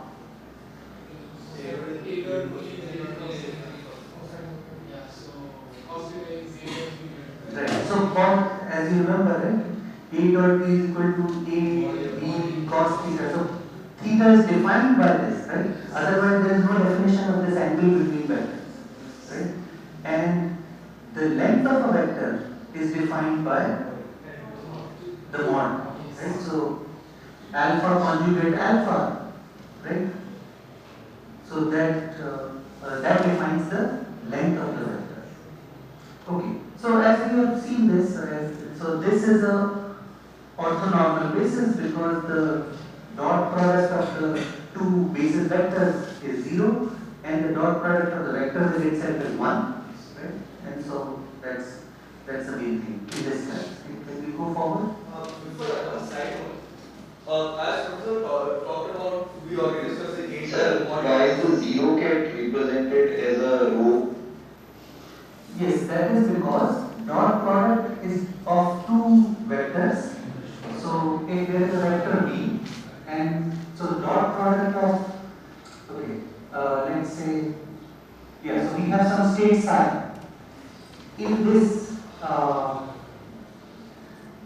in quantum computing and quantum mechanics, so actually these state vectors form a vector space. And this dot product is defined on that vector space.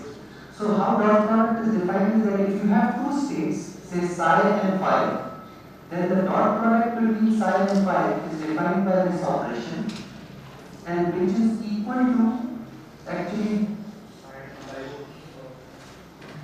the bra of psi multiplied by the ket of phi. So which, if psi is alpha beta, right? If suppose this is psi, and suppose phi is gamma delta, right? That's what the states look like, right? Then this, then bra of psi is equal to the, what is it? It's the complex conjugate transpose. Sorry. So that becomes alpha star, beta star. While this is same, so the dot product becomes, so the dot product will become this times gamma delta. And so to answer your question on the angle, if you do the complex conjugate of 1, that is just 1. So what ends up happening is your bra 0 is just a transpose of ket 0, which is a row vector.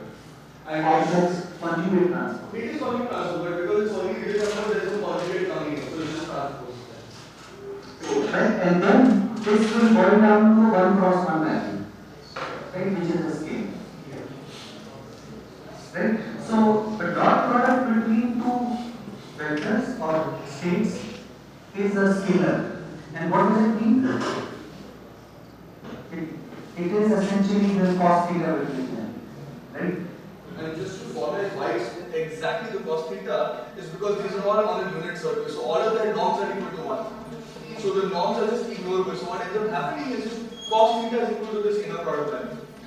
And because of this actually, we normalize these state vectors. Otherwise, dot product would have to be defined this bra of psi and then times the ket of phi divided by the norm of psi times the norm of phi.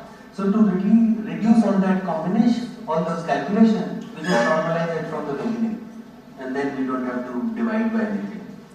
Yeah, that is that. The second thing I actually want to expand a little bit upon that. Professor mentioned that we can have bases not perpendicular. Where in math, a normal parallel with real numbers that makes a lot of sense. There's actually physical significance to having perpendicular. We are not able to hear you. Sorry. So while we had discussed the idea that we can have non-perpendicular bases, when we come to actually quantum physics, there is a physical significance to having these be perpendicular, right? The idea that one problem, you cannot have a situation where both of the things you are measuring against, right? Both of those quantities, they might have momentum position. You can't have any one of them, both of them 100% certainty, actually kind of corresponds directly that they perpendicular to each other in phases. Or if I find the idea is that you know projection of phases each other, if you know one of them, you cannot know the other. And so a lot of that orthonormality, ortho part of it, the perpendicular part of it, also comes with the physics significance of quantum physics. The second bit of notation that we are looking at quite often is this thing called the Bloch sphere and the polar form of universe.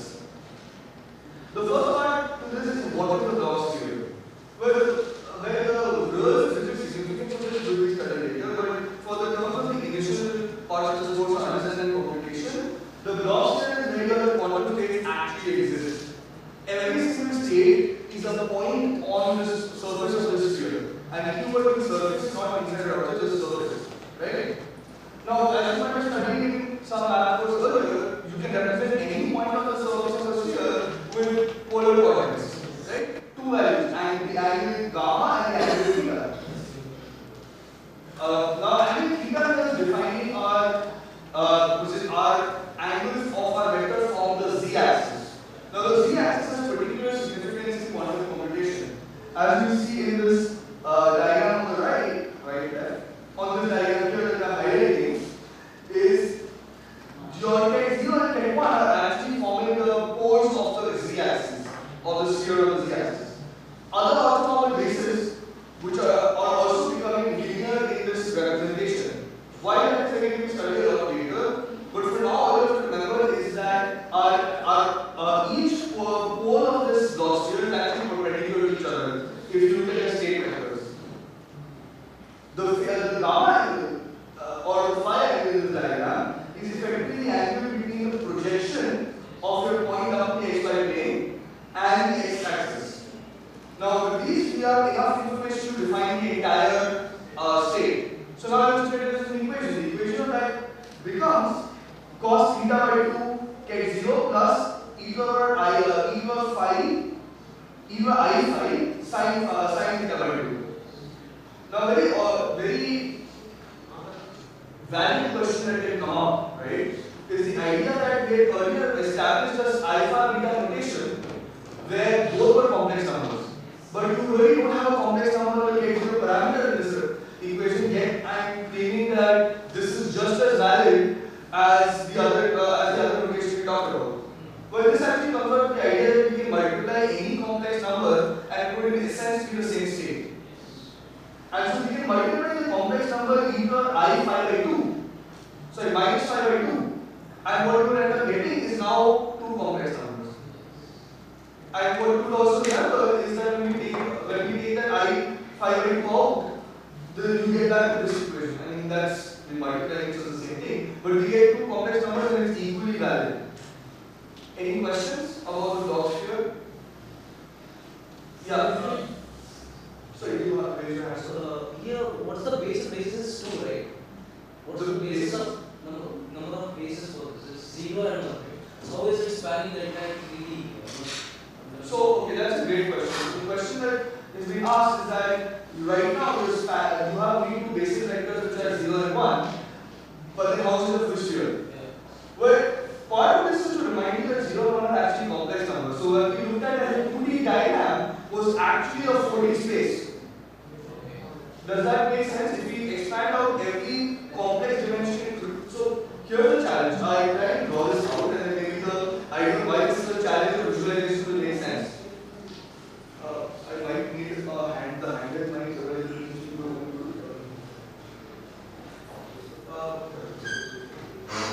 people on team, can you confirm that you can hear me?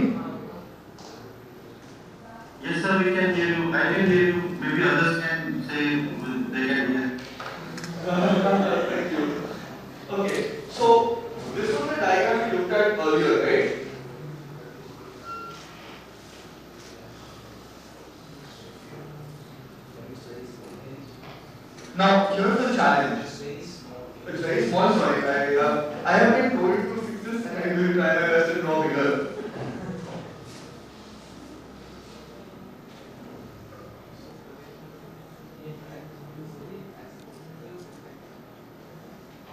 Is this better?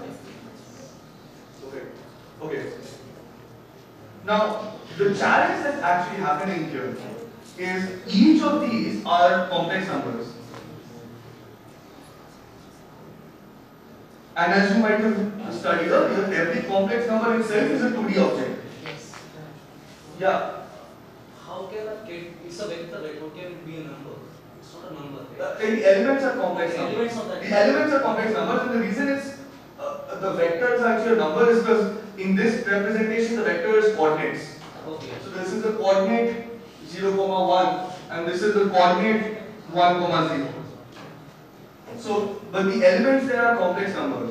So what you've actually done, this seemingly 2D diagram is actually a 4-dimensional diagram. Because somewhere you have an axis for the imaginary part of ket 0 and the imaginary part of ket 1 will go somewhere, but no one has cracked how to draw 4D in 2D. So we kind of just collapse it down. Now what ends up happening is when we expand that out into 4D and put the normalization constraints, one of the things you'll notice is that this point is represented by A plus IB, comma C plus ID. But this is kind of a myth, right? Because this number doesn't matter. Why? Because your mod A plus IB square plus C plus ID square is equal to 1. That means if you figure out what A, B and C are, D has to be the value that normalizes this space. So your actual coordinates are going to be real numbers. Now, why the collapse of this sphere comes down to this idea of the complex representative line. And we will study that later, but it's too early to start thinking about all of these concepts right now. But suffice it to say, when we think about the actual space of this 2D diagram, that's actually a 4D space, and this sphere exists within that 4D space. Yeah, I think that's no. It is it's a bit difficult to visualize this because as we saw, complex state is like this, right? And which is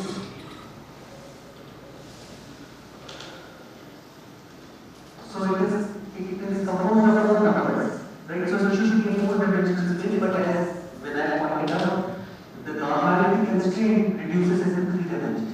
And because it is in 3 dimensions, you can elaborate it onto a 3-dimensional space. And because all size are unit vectors, that means all points lie on a sphere. Right? That is it. Because they are normalized, their length is 1. So all points have to lie on the surface of a sphere. So that's where all state vectors are on the surface of a sphere. Now, if you scale of vector, the state, then actually it is still the same as the normalized state. So what the scaling would be, like there is a vector here, and you scale it, it becomes like 5 times as big. But it's still the same state, because all the states, all the normalized states lie on the surface of the sphere.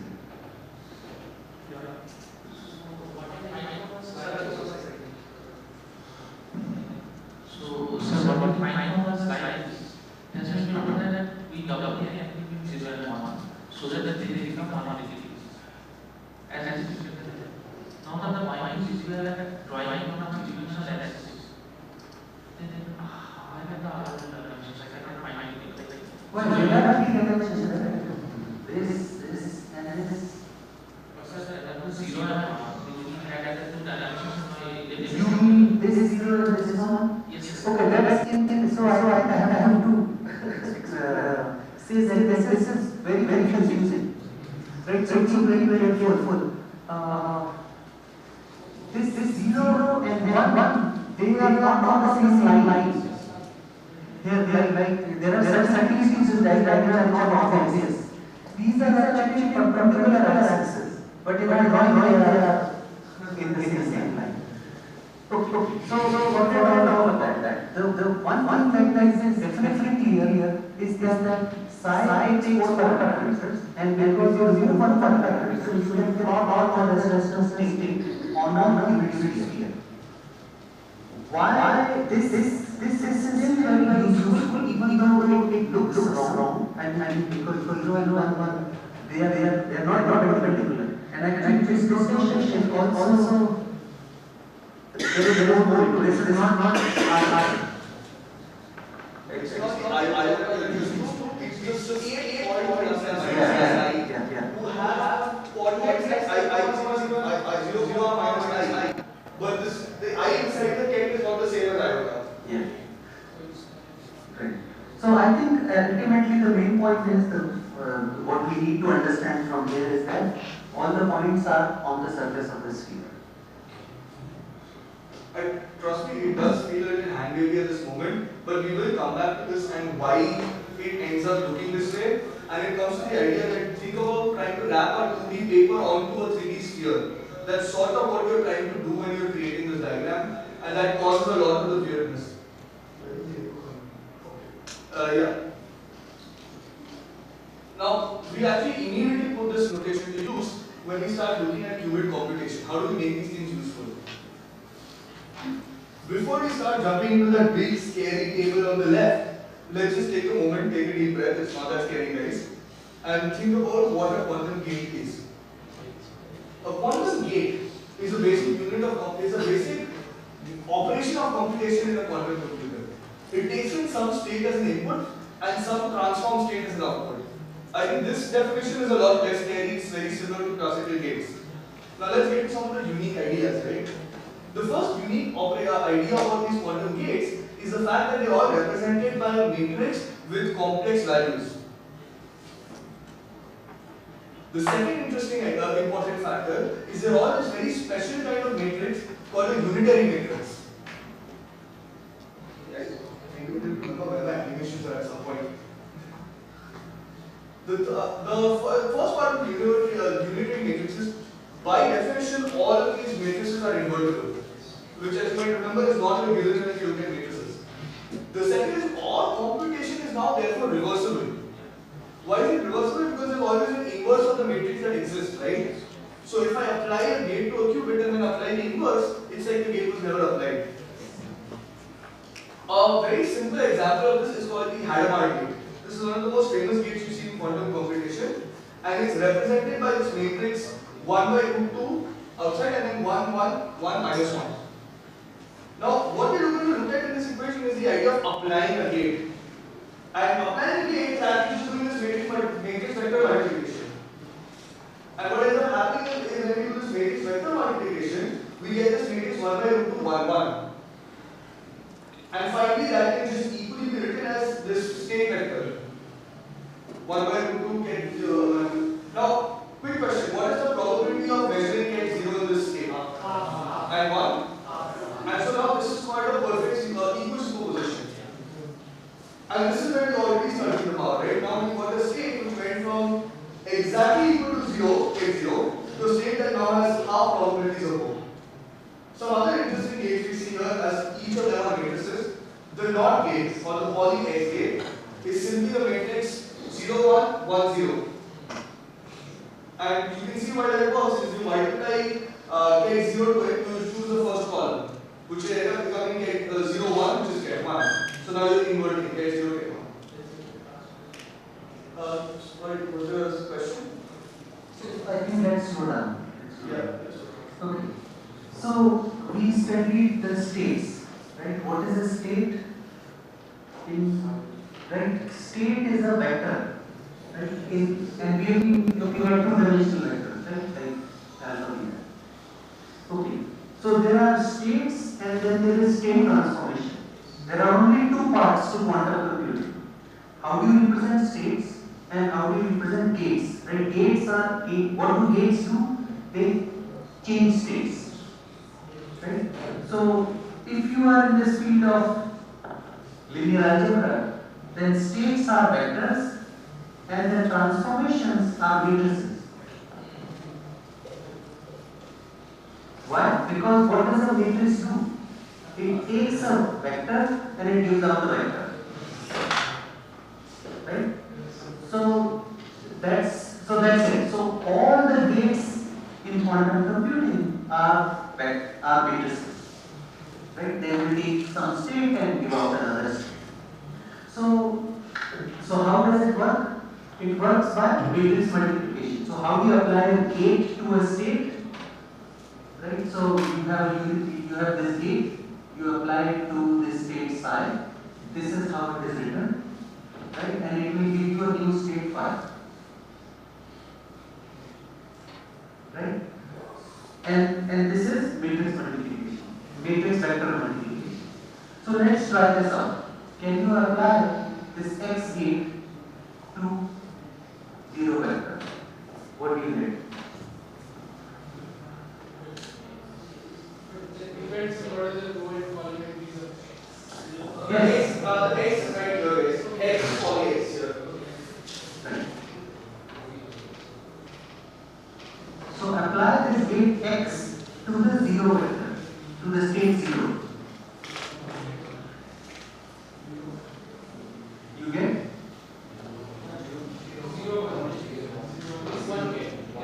0, 1 is 1. Right? So x, when you apply it to 0, you get 1. And try this. And that's why this x is called a NOT gate. Right? Because it is invertible. But let's try some more complicated one.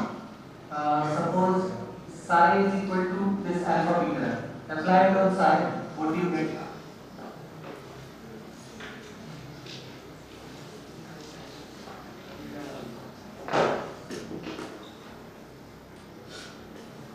Right? So what it does is that it inverts the probability of 1 and 0. So if you read this state, you will get 0 with the probability of alpha square. But when you read this state, you will get 1 with the probability of alpha square. So it inverts the probability of 0. Right? Okay. You need to finish that.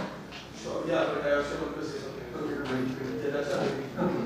So let's try another gate. Let's try the y gate. So can you guys apply y to 0?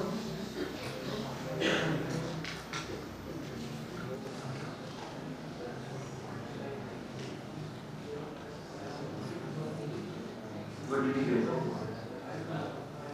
I?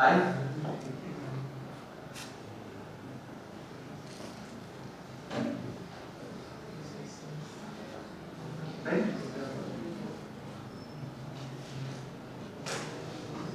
And what if you apply y to 1?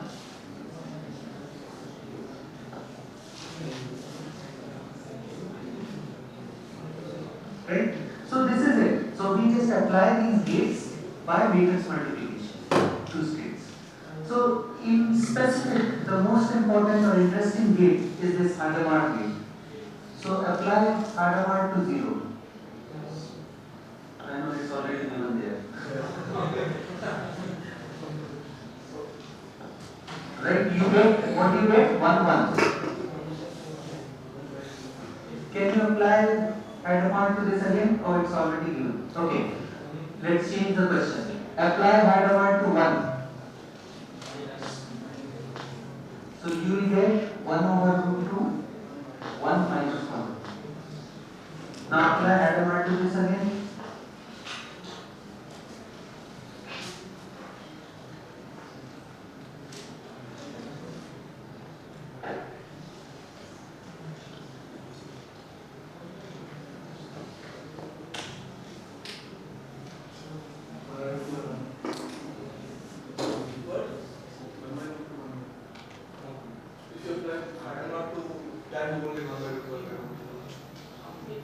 You are applying Hadamard to the result of applying already to that state. So apply Hadamard to this state. You are applying Hadamard to this state. That's what. Yeah. So what? 0, 1. Half gate 1? No. Half cat 1 is right. Half cat 1 is not right. It is right. You apply. 0, 1. I'm getting 0, 1 and 0, which is Half cat 1 is set 1. okay. We are getting it. No, I see. You're getting it. Okay, so one more thing you want to remember, best to make sure calculation is correct. Best to make sure calculation is correct is that another special property of unitary is that they always result in a valid probability distribution.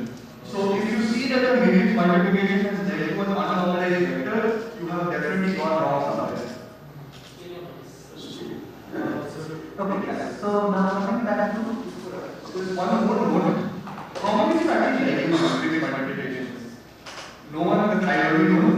So another side note already to take is that bracket notation can reduce all this multiplication down to simple algebra. And I'll show you what I mean. So for each of these gates, the only real thing you actually need to remember is how they affect your basis case. So you only need to know what happens if you apply a get 0 and get 1. And there's also a shortcut for that. Because of the nature of get 0 and get 1, they are actually just column selectors. So what I can say is if you apply get 0 to any gate, it's equivalent to just getting the column resultant column of that gate. And get 1 will be the other column. So how does this help us? Well, if I have to now still apply, let's say Hadamard to this state here, that would be quite painful as a matrix. But if I was trying to write it in the value of alpha get 0 plus beta get 1 and I applied Hadamard to this, it would be equivalent to just doing this alpha times Hadamard get 0 plus beta times Hadamard get 1, which is alpha times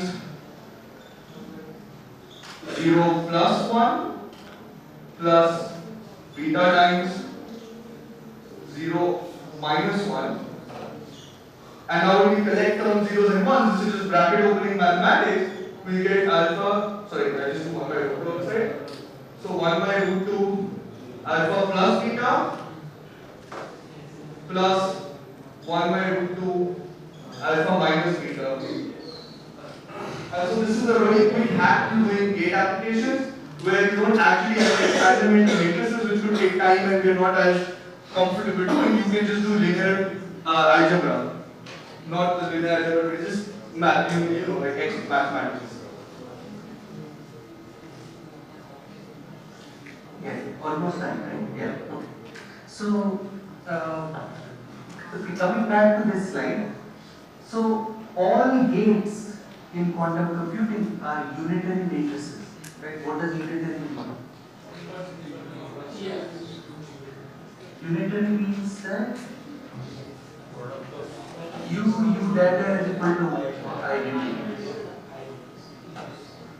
right? Where this U data is the conjugate transform, right?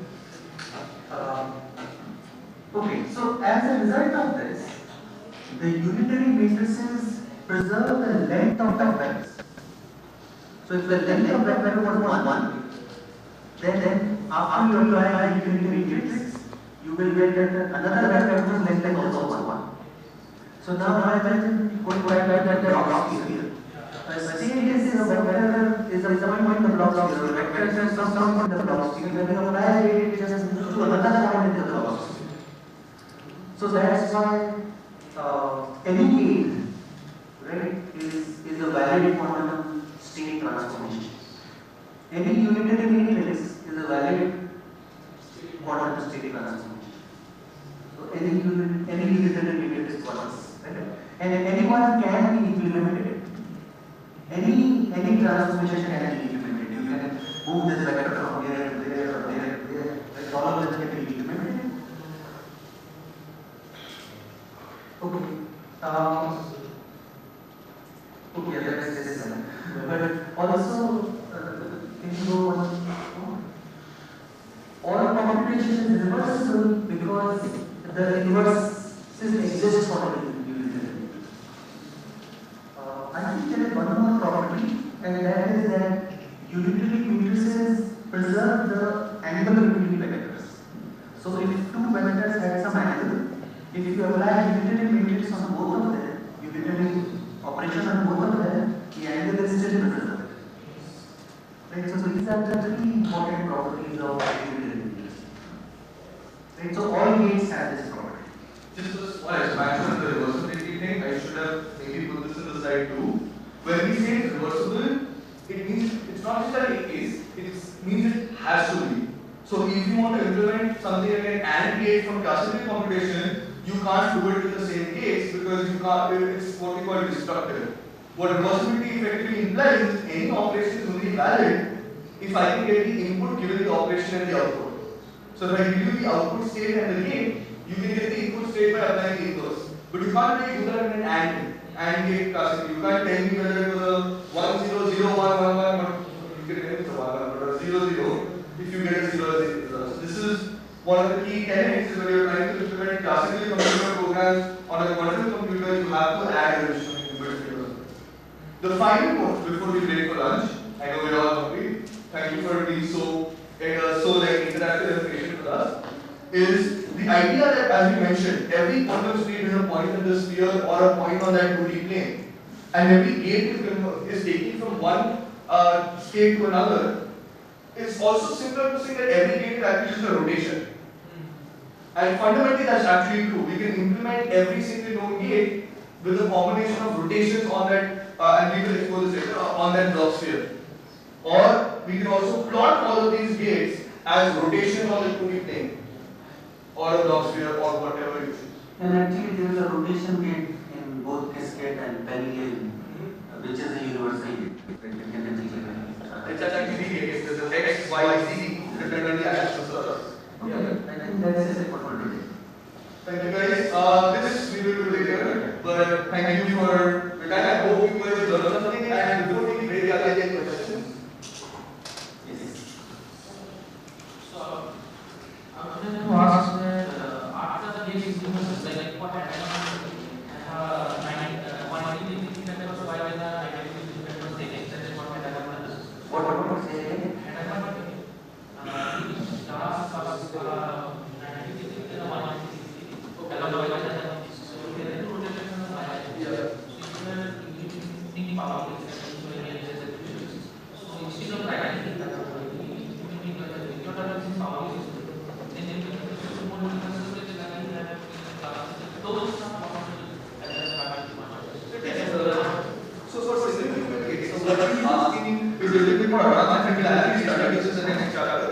is are there universal gates, for example, XOR is universal and classical. It's not that there's a single universal gate in quantum, but a single qubit, not before we look at multiple qubits, just single qubit gates. The three RI, RC, RS are universal. So you can decompose any known quantum gate into some angle of rotation across those three axes.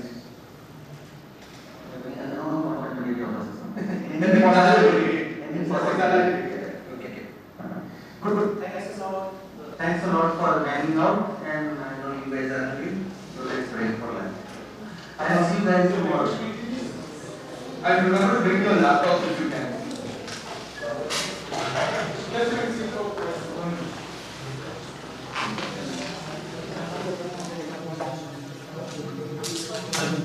Just one announcement, we will start the next session, which will be online from 3 p.m. Okay, you have to be present here, it will be hosted online. Hello, online participants. I think you have heard that we are having our second session from 3 to 4:30, and that will be with Dr. L.G. Subramaniam from IBM Quantum Lead. So that will be a great session. I hope that you will be joining listening to me. Platform and kind of direction. So proceed your research or whatever study you are having. Thank you. Lunch break. Next session जो होगा वो पूरा online होने वाला So we will be meeting back at 3. आप लोग आइए क्योंकि Thank you. Any question from online participants? Sure. I want to ask you. Any question from online participants? Yes. Sir, could you share this presentation? Is it okay? You are not audible clearly. Please can you be louder? Sir, can you please share the presentation? Slides you are talking about? Yes, yes. Yes, then we try to share the after the compliment is okay. We